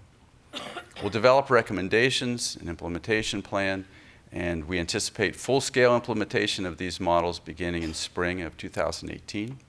We already have a few campuses that are experimenting or engaging in in small-scale pilots, in math and in writing. I haven't talked about English and writing much, but that will kick on. That will scale up probably after we address first mathematical sciences. So I went through this pretty quickly. I guess one last parting slide is to talk about the keys to successful process. And I mentioned the Performance Funding Task Force, the Math Pathways Task Force, the co-requisite model. You know, a big part of the success of these initiatives is to get faculty engaged, is to have faculty leadership involved, and to get faculty's help in working through these issues and coming up with solutions. We can accomplish that by first establishing a sense of urgency. We have a lot of data, and when faculty respond to data and to information-driven processes, and so that's what we've been using in these task forces. I shared a small amount of data, but we have an extensive amount of data. I want to thank Eric Rose in the Commissioner's Office. He's been a vital part of these task forces in providing data and providing ideas and ways of looking at things. We've developed great synergy in working across sectors and campuses, and ultimately we keep focused on what our common ground is, and that's supporting student success. And so this is our initial co-rec team. I want to thank Regent Nystuen for his attendance and for his very active participation and encouragement for this initiative. Deputy Commissioner Seck has done a fantastic job of keeping us moving on track, and also with his work and tying this together with other initiatives that are going on in the state.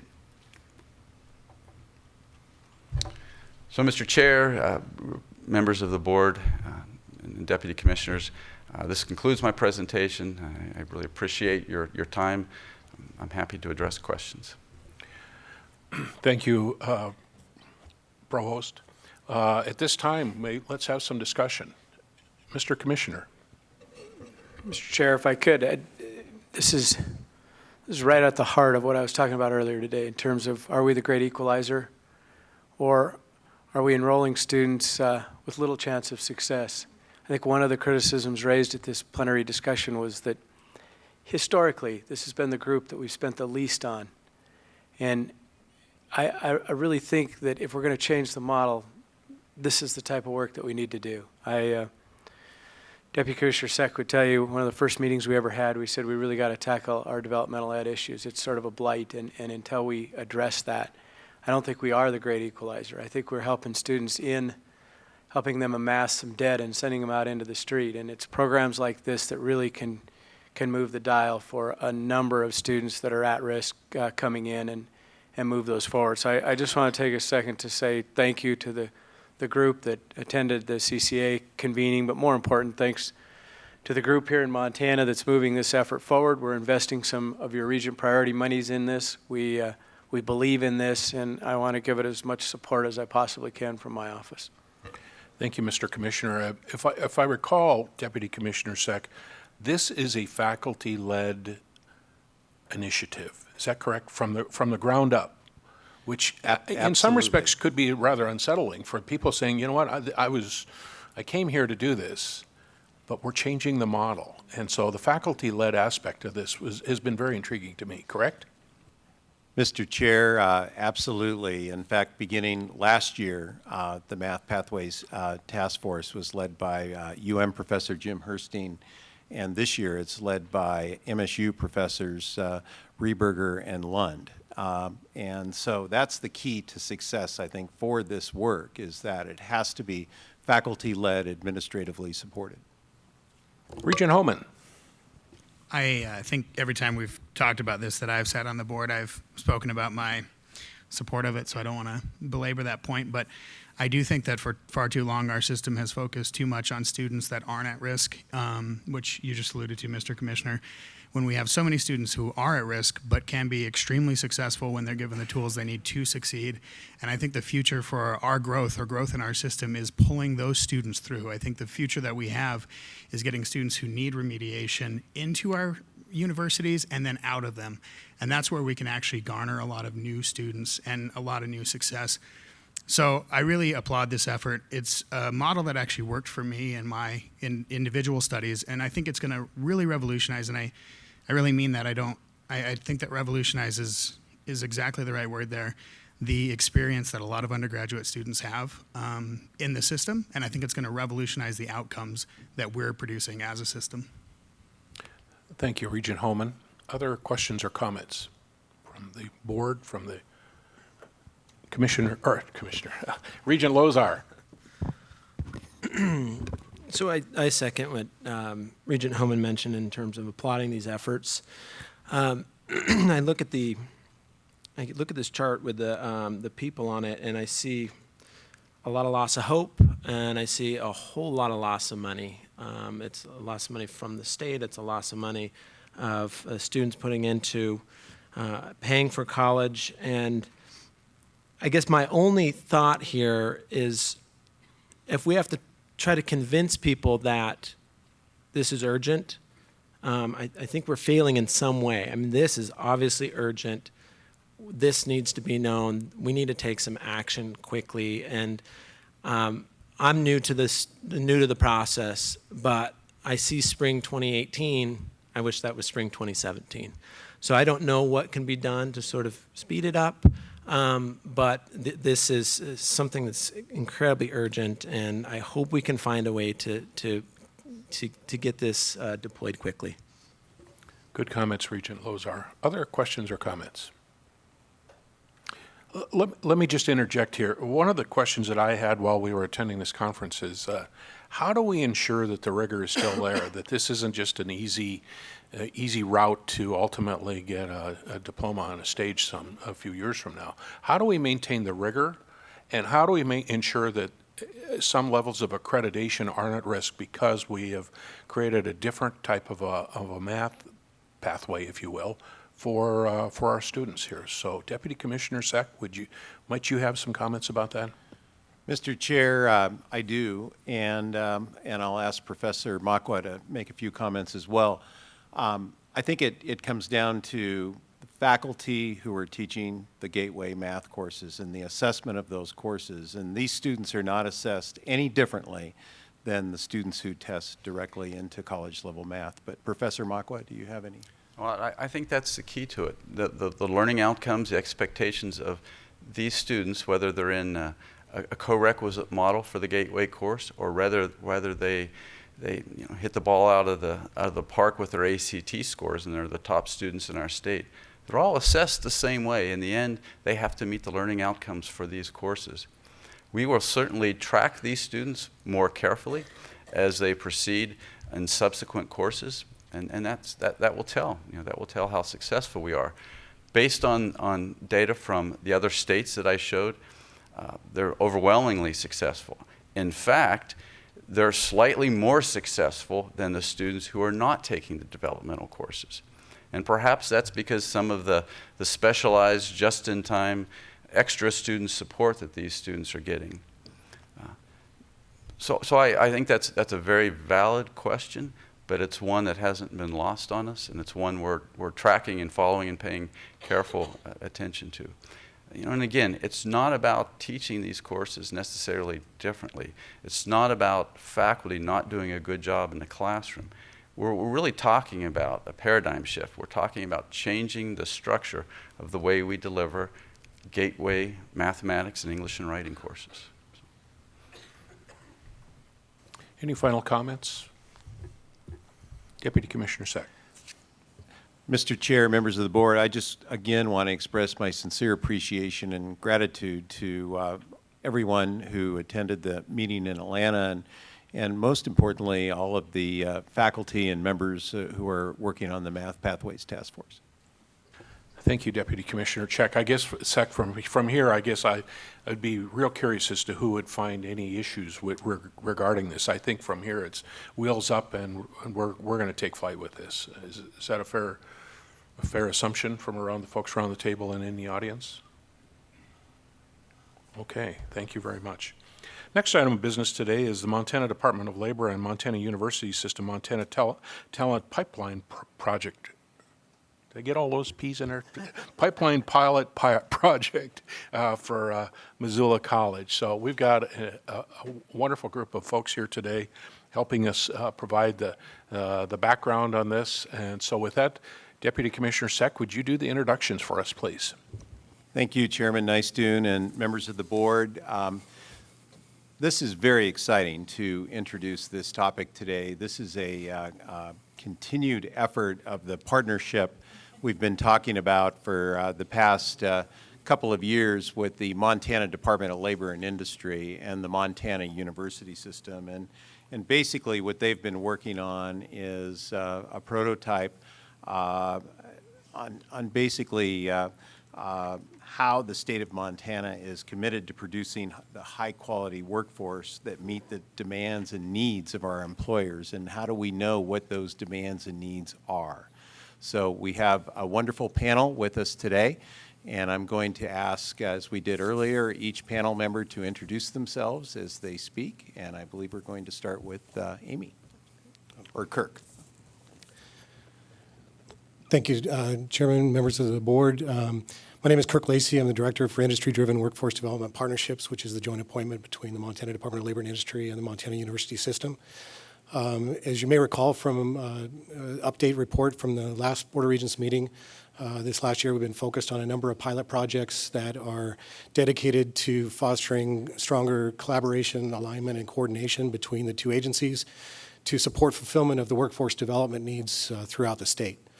We're excited to share with you some successful outcomes of one of those major pilot projects that we took on at the beginning of this past year. It's focused on integration and alignment of data between the university system and the Department of Labor.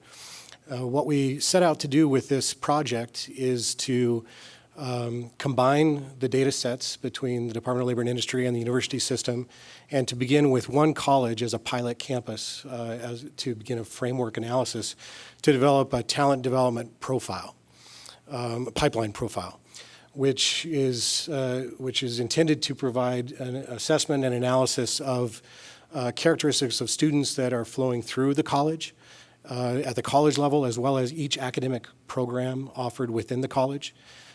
Characteristics of the students as they progress through those academic programs, and the outcomes as students flow out of those academic programs and out of the college into the workforce, the characteristics of where they're flowing out into the different industries and occupations throughout the state of Montana, and ultimately how well do the enrollment outcomes and the flow into the workforce match up against the current workforce needs in those industries and occupations supported by the individual academic programs, as well as the projected needs in the future.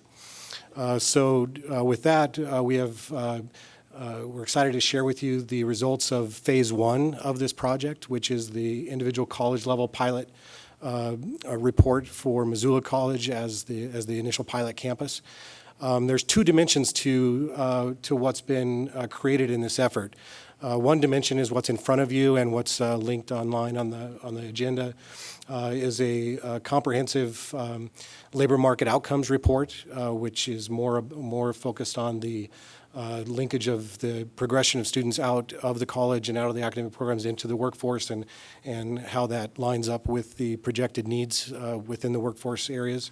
There's also an area that just simply couldn't be printed, which is a comprehensive database of 10 years of enrollment data for each academic program offered within Missoula College, every certificate, every associate degree program, and 10 years of enrollment trend data of the student inputs, characteristics of students as they progress through each of those academic programs, and then the report that you have in front of you, which talks about the outcomes as they've left those programs and gone into the workforce. So next up, I'd like to provide the microphone to Eric Rose, the data analyst from the Commissioner's Office, who worked extensively over several months to prepare the comprehensive database of 10 years of the enrollment trends. Thank you. Mr. Chair, members of the board, as Kirk said, we have this great value-added piece to what the Department of Labor and Industry provided. We have 10 years of really, really rich data for every single student so we can track the students' input, where they came from, what high school, what county, how old they were, all of the demographic pieces, so that each campus can have an intimate look at the student makeup for every program on every single semester for the last 10 years. And then another piece of that will be the student progression, how they move through the system.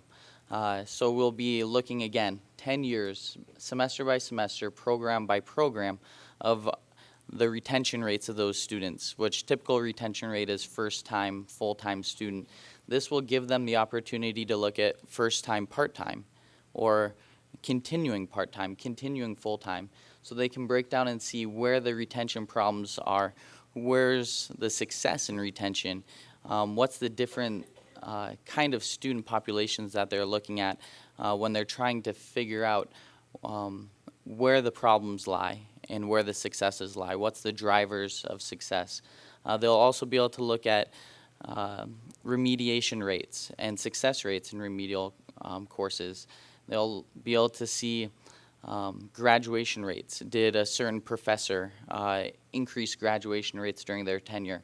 Or did the leaving of a certain faculty member impact retention or graduation? So they'll really be a great resource tool for all facets of the campus to look at this in-depth data set that we'll provide. And then with that, I think it's time for you guys to look at some pictures. Thank you, Chair, members of the board. If you could move that forward a few to when the pictures start. There we go. Thank you. Again, my name is Amy Watson. I'm an economist with the Department of Labor and Industry, and I'm going to begin just by talking about some of those workforce outcomes of graduates in particular. So what we did, we matched the student database that Eric spoke about with our unemployment insurance wage records at the individual level, determined how many of these students are staying in Montana, what their wage earnings are, and how their wages progress over time. So what we found was that about 83% of Missoula College graduates were employed in Montana a year after graduation. They made about $22,000, which is just above the Missoula County entry-level wage. And then over a 5-year time period, their wages grew to about $31,000, which is just above the Missoula County median wage. The way our wage records are, we can't necessarily tell what their hourly wage rate is. It's just total wages. So we looked at the average compared to consistent year-round employed graduates, which is what's in the green bar there, and they made more above the median wage within a year after graduation. If you could move forward one, great.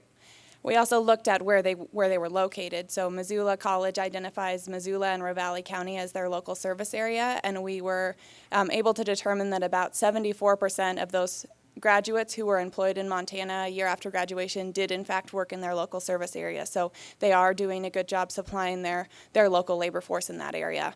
Also, as you might imagine, there's relatively large concentrations in our more populated counties as well. If you could move one more.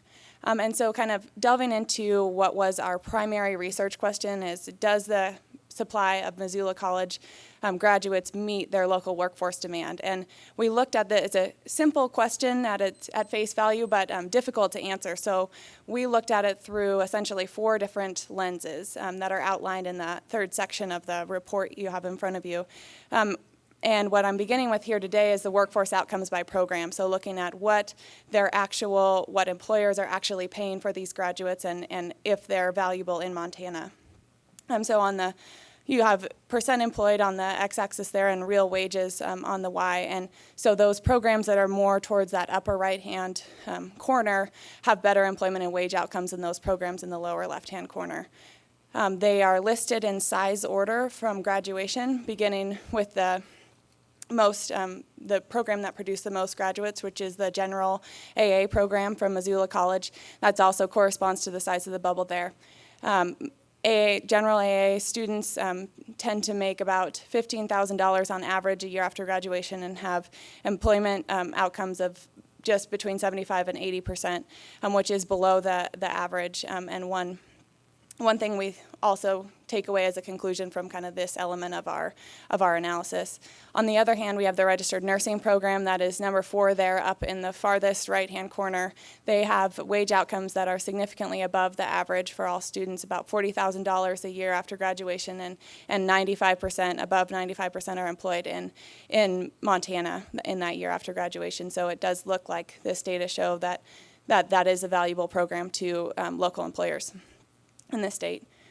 If you could go one more forward, thank you. So we looked at then sort of a supply and demand analysis, it's also been kind of termed a gap analysis, if that makes more sense. So in order to estimate demand, we looked at our Montana Department of Labor's industry and employment projections for the northwest region of the state, which is where Missoula College is located.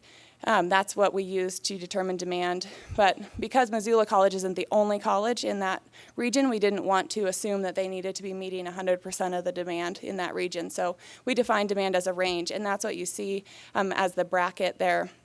The lower bound is the total annual growth openings that we project, which occur because of an increase in demand for that occupation. And then the upper bound includes replacements as well, so retiring individuals or anyone that's moving up in the career ladder would be included there. If Missoula College supply, which is averaged over the last 3 academic years and is represented by the solid bar there, falls within that range, then we said they met demand. So the conclusion at this point was that there were 6 programs that met demand at Missoula College, denoted in green there. There were 10 that were undersupplied. One caveat to this is in order to estimate program demand, we summed occupational demand for those occupations that students are prepared to fill from graduating from that program. So the culinary arts program and customer relations program have the most demand in that region, but the occupations tied to that program, the minimum education requirement is less than what you would receive from Missoula College. So we identified the registered nursing program, the health information technology, pharmacy technology, and computer systems technology programs as candidates for expansion because they tie to occupations that would require a degree from the college. So that was one recommendation from this report. And then we also identified what we considered slightly oversupplied and more substantially oversupplied programs at Missoula College. The most notable is the general AA program. They've produced a little over 100 graduates in this program, and there isn't much projected demand in that region for that program. Now, there are some caveats to this.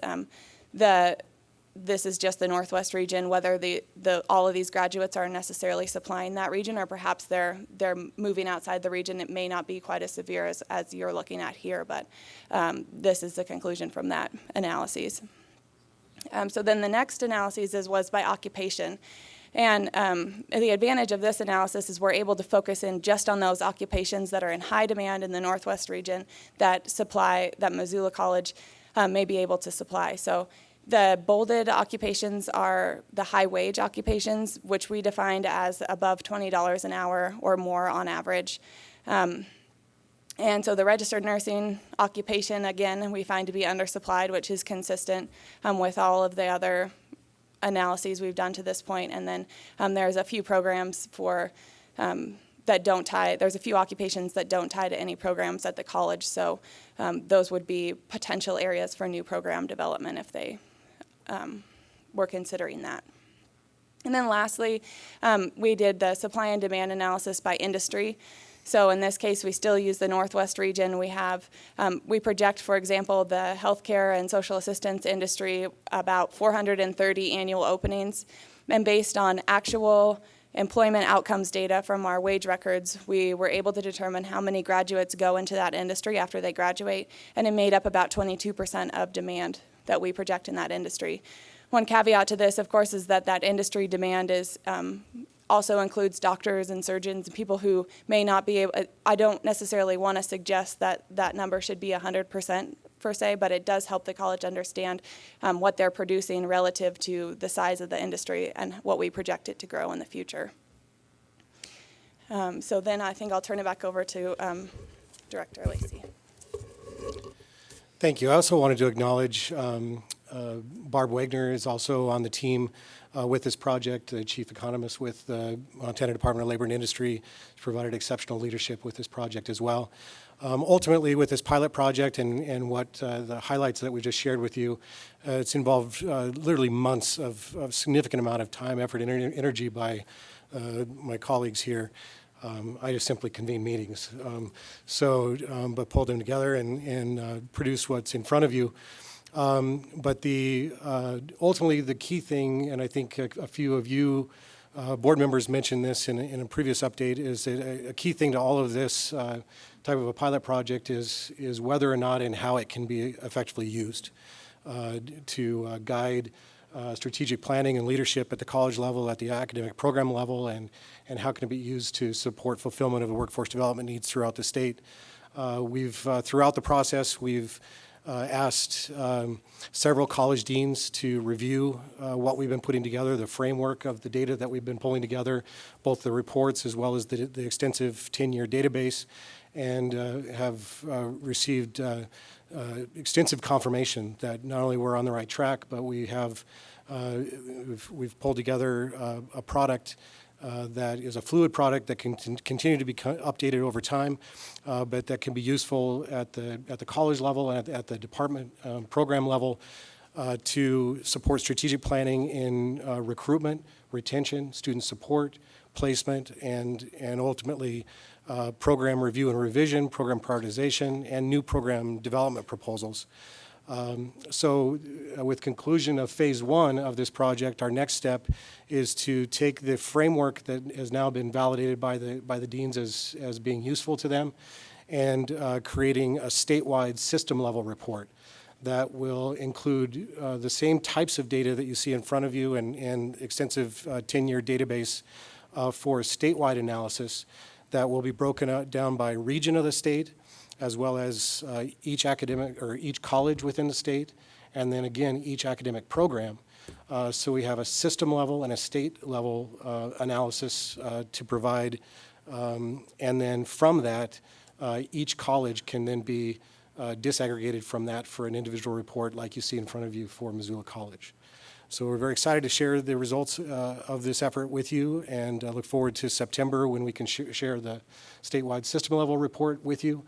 At this point, I'll conclude with that, and we'd love any questions or feedback that you may have.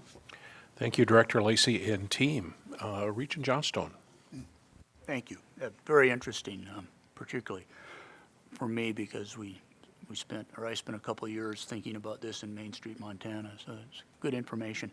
I guess two questions. One, is the college, Missoula College, going to do something with this soon? And then second, so there's, as I understand it, the analysis, there's two components, the demand and the supply component.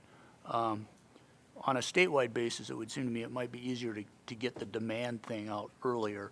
The supply might be a little bit, it seems to me a little trickier and maybe more complicated when you're talking about overlapping regions.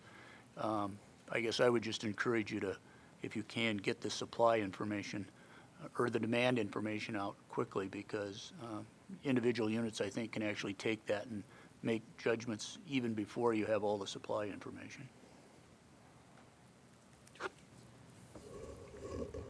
Chair, it's Regent Johnstone. We produce our employment projections is what we use as an estimate of demand, and we do that annually, and it is publicly available data that can be used by the colleges.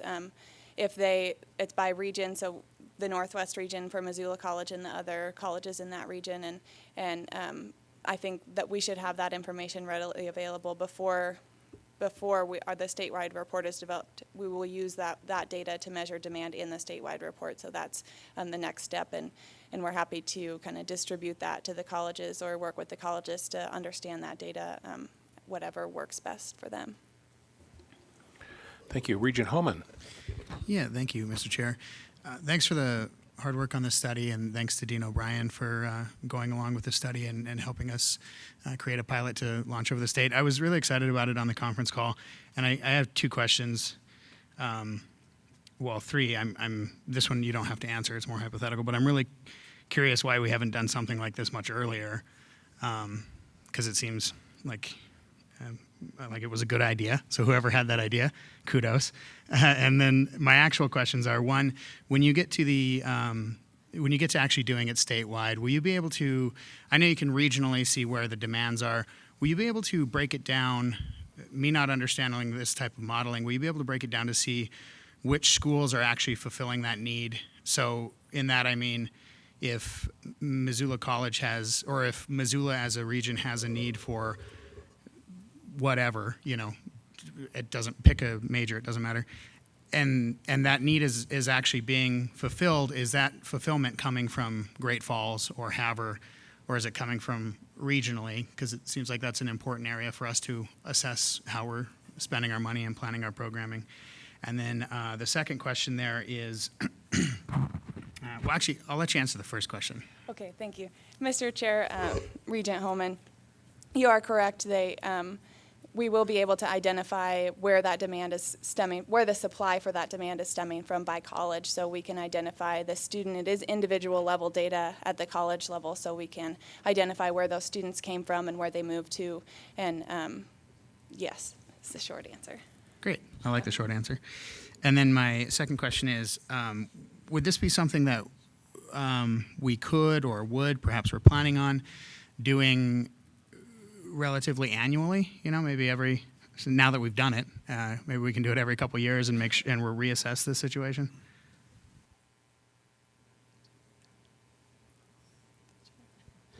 Mr. Chair, Regent Holman, first of all, I think this really sets the stage for some careful analysis and work that can be done at the colleges, and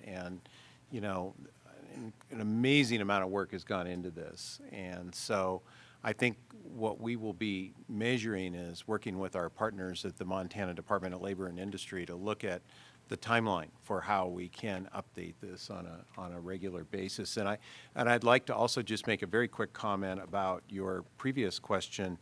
And I'll put my hat on. When I was a dean at MSU Billings about 6 years ago, working with the other two-year deans, we knew we had a rad tech issue. We had a shortage of rad techs in the state about 10 years ago, and we had one rad tech program. So we didn't have access to data like this or comprehensive analysis like this, and so we ended up developing as a state 7 rad tech programs, and now we have an oversupply of rad techs, and so.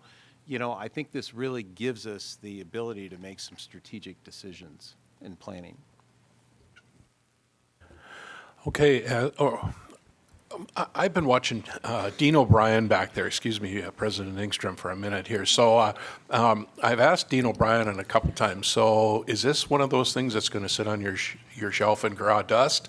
Or is it game on with this information? And she has good replies. So with that, Dean O'Brien.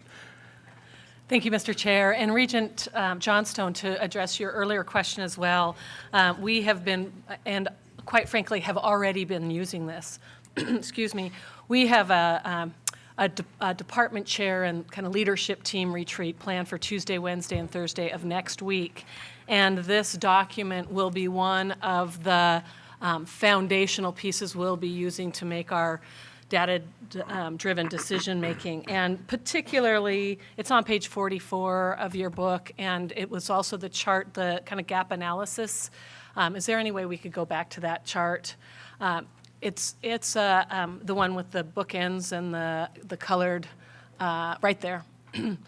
This document I have shared with faculty and staff, and certainly the department chairs, and it speaks volumes, quite frankly. I think it speaks volumes to private industry. I think it speaks volumes to administration, but certainly we were delighted to present to the Provost and the Faculty Senate 41 programmatic changes last October that many of which have made it to your desks. And those are essentially faculty-driven. Great ideas by the faculty, and there are often letters of support. There are letters of support and insights behind that. But now we have real data from Amy Watson's good work and, and others to really help us drive the priorities at Missoula College, and we have lots of them. It also helps illustrate, I think, to our community the impact that we have on page 31, figure 2.7. Employment by industry for local area compared to Missoula College graduates. It really illustrates the impact that Missoula College has on the local economy. So when I'm speaking with prospective donors or with industry partners, I'm able to explain how critical Missoula College is, our professors, our programs, our students are to a thriving economy. But we are already using it. We have been using it since I got the very, very first draft, and look forward to. And I will say that my colleagues here in these two tables have been nudging me and wishing they could be in my position right now with this document. Thank you. Thank you, Dean O'Brien. President Engstrom? Mr. Chair, thank you. Mostly I wanted to make sure that Dean O'Brien got to talk, and so thanks for recognizing her. I want to say thanks for this report. What a terrific job you have done here. This is the most detailed kind of analysis like this that I think I've ever seen, so very helpful in guiding our programmatic decisions. It would be fine if we took this and maybe invited you over to present before the Missoula Economic Partnership, for example, or maybe some of the other economic development organizations in the Missoula area, the Ravalli County group and so on. I think that'd be very important for them to hear this kind of analysis, so thanks very much. Just one sort of detailed question. The general AA program, there aren't probably a lot of jobs for general AA people, so the demand is very small. But were you able to see how many of those are actually in school, maybe completing a bachelor's degree, or perhaps Dean O'Brien knows the answer to that? Thank you. Mr. Chair, President Engstrom, yes, we did look at the work, at the education outcomes as well, and about 38% of general AA graduates obtained a bachelor's degree after graduating from Missoula College from an MUS institution. So we can't, one caveat here is we don't know out-of-state wages or out-of-state educational attainment, so that may well be an underestimate, but we did look, and that was the highest of any program at the college, was 38%. With that, the noon hour is upon us, so should we thank our panel for their great presentation, Director Lacey and team. Thank you. Thank you, Dean O'Brien, for being out there in front and catching the arrows from the front side on this one. Good luck, Godspeed with putting this further into action. And Deputy Commissioner Seck, thank you for your leadership in this area too. We have two final items here. Maybe Mr. John. Chair, yes. we need to extend thanks to Commissioner Busey as well. She's certainly invested lots of her resources and time into this effort. So, thank you. Along those lines, Deputy Commissioner Seck, could we move through these last two items with a little bit of urgency to meet our noon obligations and beyond? Thank you. Thank you, Mr. Chair, members of the board. It's my pleasure to introduce the evaluator for our $25 million Rev Up grant, which is administered through Great Falls College, MSU. Sandra Stackless from RTI, the evaluator, is here to provide us with an evaluation. Sandra.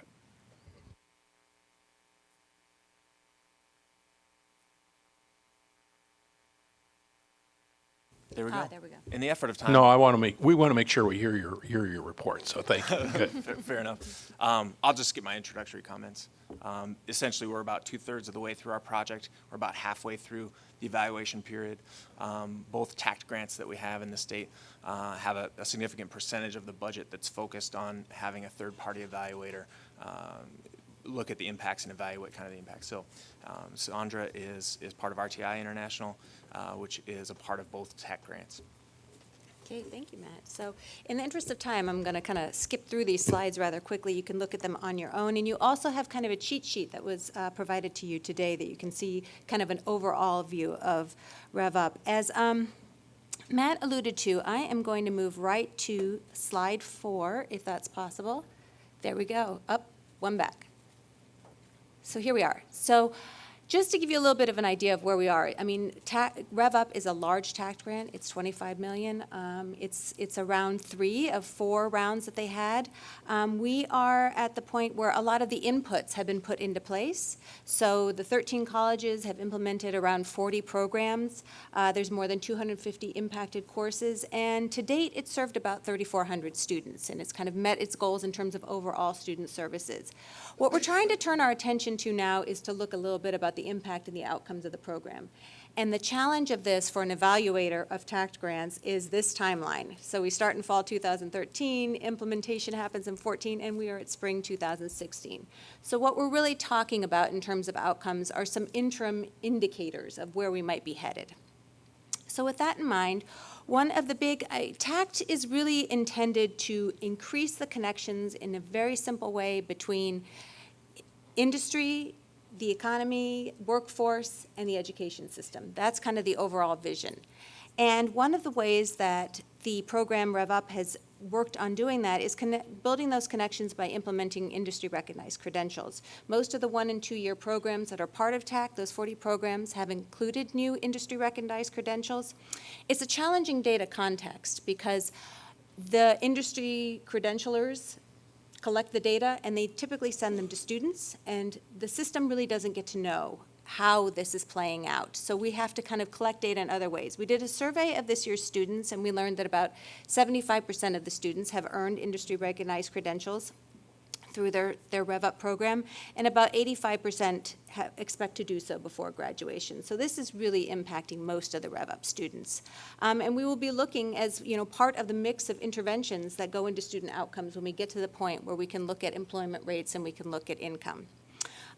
Also, a very important feedback we've gotten in terms of industry-recognized credentials, both in this TACT and the other 7 TACT programs that we're evaluating, is the connections that industry-recognized credentials build between education programs and industry, both nationally and locally. And also program consistency, understanding what goes into a program and understanding how programs link together and aiding student transfer and sharing between programs.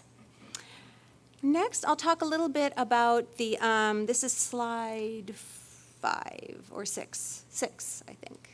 There we go, Workforce Navigators. So Workforce Navigators, all of the colleges participating in Rev Up have a Workforce Navigator, and the colleges were allowed to determine themselves what would be the focus of this individual, whether they would specialize in recruitment, whether they would specialize in industry connections, and those connections, and those choices were based on kind of college needs and priorities.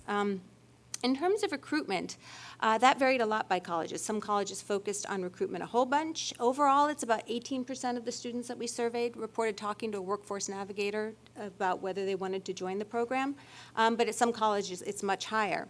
Of those who reported more than one individual that they spoke to, there was overwhelming support for the workforce navigators being very convincing and very helpful in making their choice. Another area in which the workforce navigators have been very active is in industry connections. These data were collected, and this is the next slide.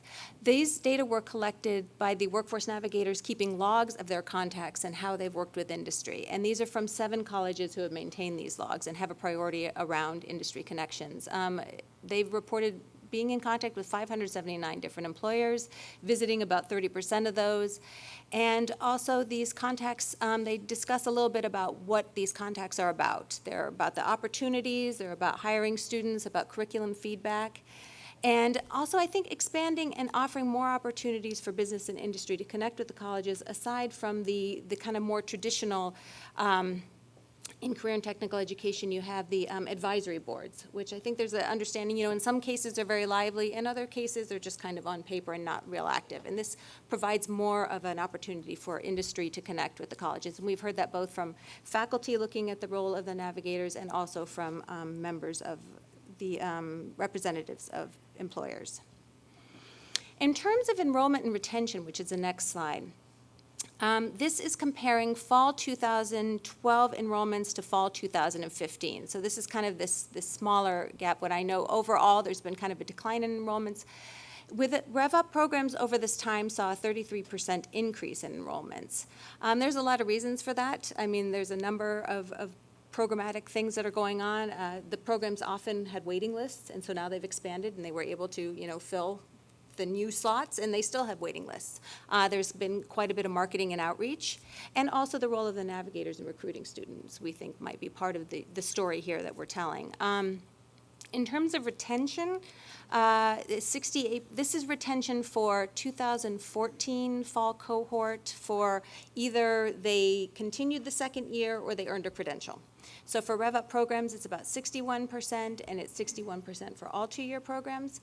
Again, we feel like from what we've gathered about the programs, these programs, I think, have pretty high retention rates, but also that the navigators may play some role in helping with retention and keeping students enrolled. And the next slide we want to talk about were the certificates of technical skills. Now, in addition to industry-recognized credentials, most of the programs in Rev Up have also introduced more exit points for students, meaning that students can now, rather than having to stay in a year or 2 years to earn an AAS degree, they can earn a credential after 1 semester, 2 semesters, 3 semesters, 4 semesters. This has been a push kind of nationwide, and I think about 18% of credentials nationwide in early 2000s were this type of credential, 1 year or less nationwide. Now it's gone to about 25%. So a lot of colleges are looking at this as a way of helping students who can't continue all the way to an associate's degree. It's only about 20% who do within 150% of normal time, so that they don't leave without any credential, so that they don't just drop out. And in terms of Rev Up, these have been instituted in all the programs, but the uptake is still in process. They're still working with the students to inform them of this opportunity. There's some paperwork involved, thinking about how to handle fees. So we haven't seen a lot of awards of these in Rev Up yet, but we've looked at some of the research in other areas in other states. And for these less than 1 year certificates in welding, a recent study found that this had a pretty good income impact in North Carolina, a $904 gain per quarter, compared to those who just dropped out and didn't get any credentials. So those who earned the 1 semester credential versus dropouts, they had quite an income jump. A similar kind of analysis, Virginia didn't find an effect, but in both states they found increased likelihood of employment. So if you're looking at a student who goes to a semester of college, one leaves without a credential, the other leaves with a credential, they found better employment rates amongst those who did get that credential. We've been talking to some of the navigators about their work to implement the certificates of technical skills.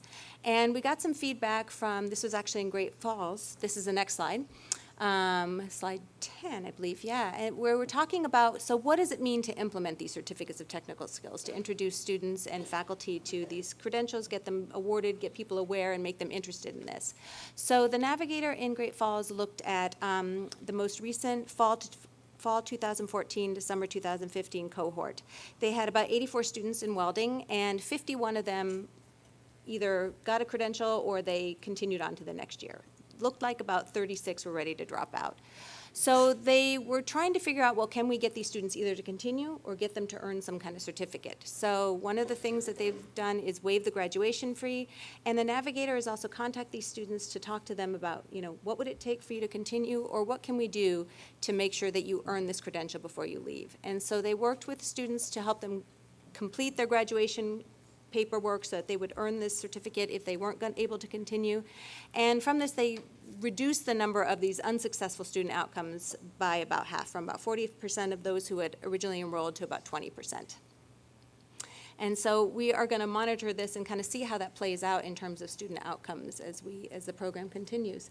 And I think those are the main highlights I wanted to present to you right now, since we're short on time. Just coaching really quickly? Okay, we have a request for coaching from over here. So I will move to slide 13. So the coaching, we have worked with Inside Track to collect some of their data and have a look at their data. It has been implemented in 5 of the colleges in Rev Up. And coaching, it's the kind of, I don't know how many of you are familiar with it, but it's the proactive student advising. It's typically through phone or through email or through texting. Anywhere the student is they will find you. You don't have to go to an appointment. It's done remotely. And it basically, a lot of it focuses on managing college life and balancing work-life responsibilities. They've found in the data analysis about 3 to 10% higher retention rate for first-time, first enrolled students compared to those who do not participate in the coaching. And the overall, and that variation between 3 and 10% is by college. So some colleges had higher retention rates, some had lower. Overall, the difference was 76% for these students versus 66% of those who weren't coached. The caveat is, of course, that the most motivated students may participate in coaching, particularly since the first, years of the program required students to opt into coaching. But I do think, they've done more rigorous studies where they've really controlled for student ability and student motivation, and they generally find about a 4% retention rate increase, which is pretty good for a single intervention. The coaching also provides insights onto students' experiences in the program and program quality, and that feedback is pretty interesting in terms of some of the bureaucratic hurdles that maybe students get stuck on, finding solutions to those, feedback on faculty, feedback on programs and how they're working out in the curriculum content, and those kind of things also come through the coaching.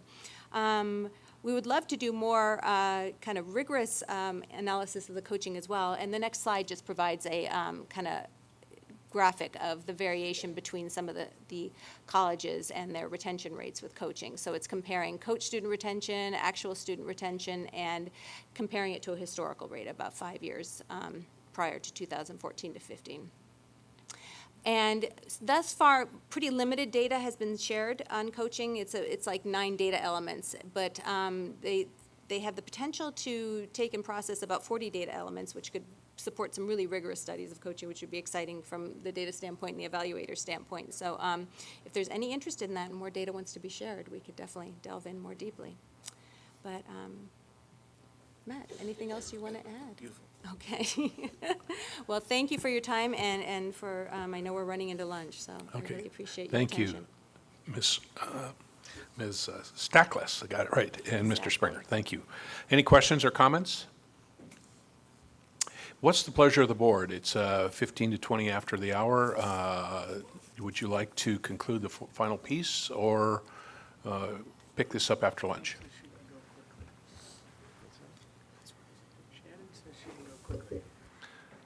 Apparently, our next presenter says that it can be very quick and short. Let's do it. That'd be That's great. my understanding through the grapevine. Thank you. Thanks once again for your I presume we haven't heard the last of you, that you will come back. Thank you. Okay, very good. So, our final piece this afternoon is Healthcare Montana update. John, Commissioner Seck, do you have any, Deputy Commissioner Seck, any comments? No, about sir. that? I'll turn it over to Dean O'Brien. Thank you, Mr. Chair and Regents. It is a delight to be here. I'll excuse the formalities, and the reason that I do say I can be very brief on a $15 million project, I do not take that lightly, but quite frankly, you've heard a lot already. You had a robust conversation with our nursing curriculum changes, and the process was illustrated quite well, I think, with that presentation. So much of what I was intending to go over was really covered, I think, and illustrated in depth in that presentation. But the kind of overview of Healthcare Montana is really the concept of homegrown, and that's the term that we've used, of finding out what the needs are at the local level by the providers with patient care at the heart of every decision that's made. Next slide, please. One of the primary goals is to, we're looking at access and student support. We need, and you've heard it across the board, we need to increase the population base that is eligible for health professions. And that certainly includes recruitment and the retention efforts. That's for incumbent workers, for on-the-job training and education, as well as our traditional students going into healthcare professions. And then you've heard just about coaching throughout recruitment, enrollment, and employment. And we have students who often will think, gosh, it was just amazing. I ran into this person and randomly it all happened. And it doesn't, it's happened deliberately by design. Next slide, please. And this relevant curricular revision, you've heard about it. The other piece that's taking place beyond nursing is the core curriculum. I heard a question earlier about kind of the allied health. And if you go on to the Healthcare Montana website, you'll see this amazing grid that Dr. Neil Moisey put together. He's in charge of the core curriculum movement, and it lists all of our partners, partners as well as all programs that are offered, and so we get a sense system-wide really of what we're offering as a state, and that is a grand total of 168 programs, not different programs, but programs that are offered at our different tribal colleges and two-year colleges in the state. So the relevant curricular revisions are absolutely industry-driven with high quality of care taken into consideration, accelerated completion, ensuring high quality, and in doing so, a decreased cost for our students. Next slide, please. And industry and academia partnerships have been a beautiful result that are not only helping to design what's taking place now, but also the kind of nimbleness. We have rapid response industry leaders who have been identified as we have questions as we develop further into the future. And we're delighted with our registered apprenticeship programs. We have Missoula College has the CT scanning apprenticeship set up, and numerous others that are taking shape, and we're delighted to really be thinking outside the box, working with the Department of Labor and Industry and other curricula that have been in place for many, many, many years. Next slide, please. And kind of some highlights on our current results. We've served 700 students so far. The curriculum will look at, as I mentioned, the reduction in time, 20 to 25% of reduction in time, which equals significant savings, $16,000+ savings for our students, and entry into the workforce, which means salary sooner. And then I mentioned the future work we have meeting next week to really dive into the curriculum. We have a video that we wanted to share. It's a 2.5 to 3 minute video, which you may want to excuse us from given the time. But the purpose of the video was really to give the students voice. We are working at preparing the students for to be effective healthcare professionals, and it's been, as you know, truly life-changing. I think we'd like to see it. Great, thank you. I sold it.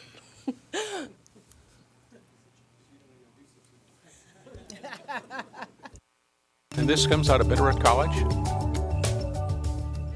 So this has already put me on a path of success, and it has shown me what I can do. Jenny came to the school and she told us all about the programs starting off at the Bitterroot College, what they had to offer, and then we got notified about the CNA program through her as well, and saw a great opportunity and get my RN. And then I want to go into cardiology, so I'm gonna try and build my way up and do it that way. Really, for someone like Rachel, she is beginning to truly explore healthcare before she even goes into college. For someone like Jen, she now has that support system that she can come to me anytime she wants, but we helped her get a job, and she's so knowledgeable, she's so bright that she got the job herself, really. But now, if she decides that she wants to go forward in another healthcare career, there are lattices, there are pathways that she can take, there are people she can reach out to. My name is Jen Green. Grew up kind of all over the place, but I've lived in Montana for total of 25 years out of 38. I was a landscaper for 15 years, and I had my winters off, and so I went into Job Center to use their computer to file my unemployment and saw a board for PCAs and CNA courses and grants and inquired about it. And 45 minutes later, when I left the building, I had a grant and was signed up for the class. So it was sort of just fate. I would like to continue and become an LPN and then possibly an RN. It was definitely a life-changing experience for me getting the grant and taking the class, and I'm proud of myself, my family's proud of me, and that is a very good feeling.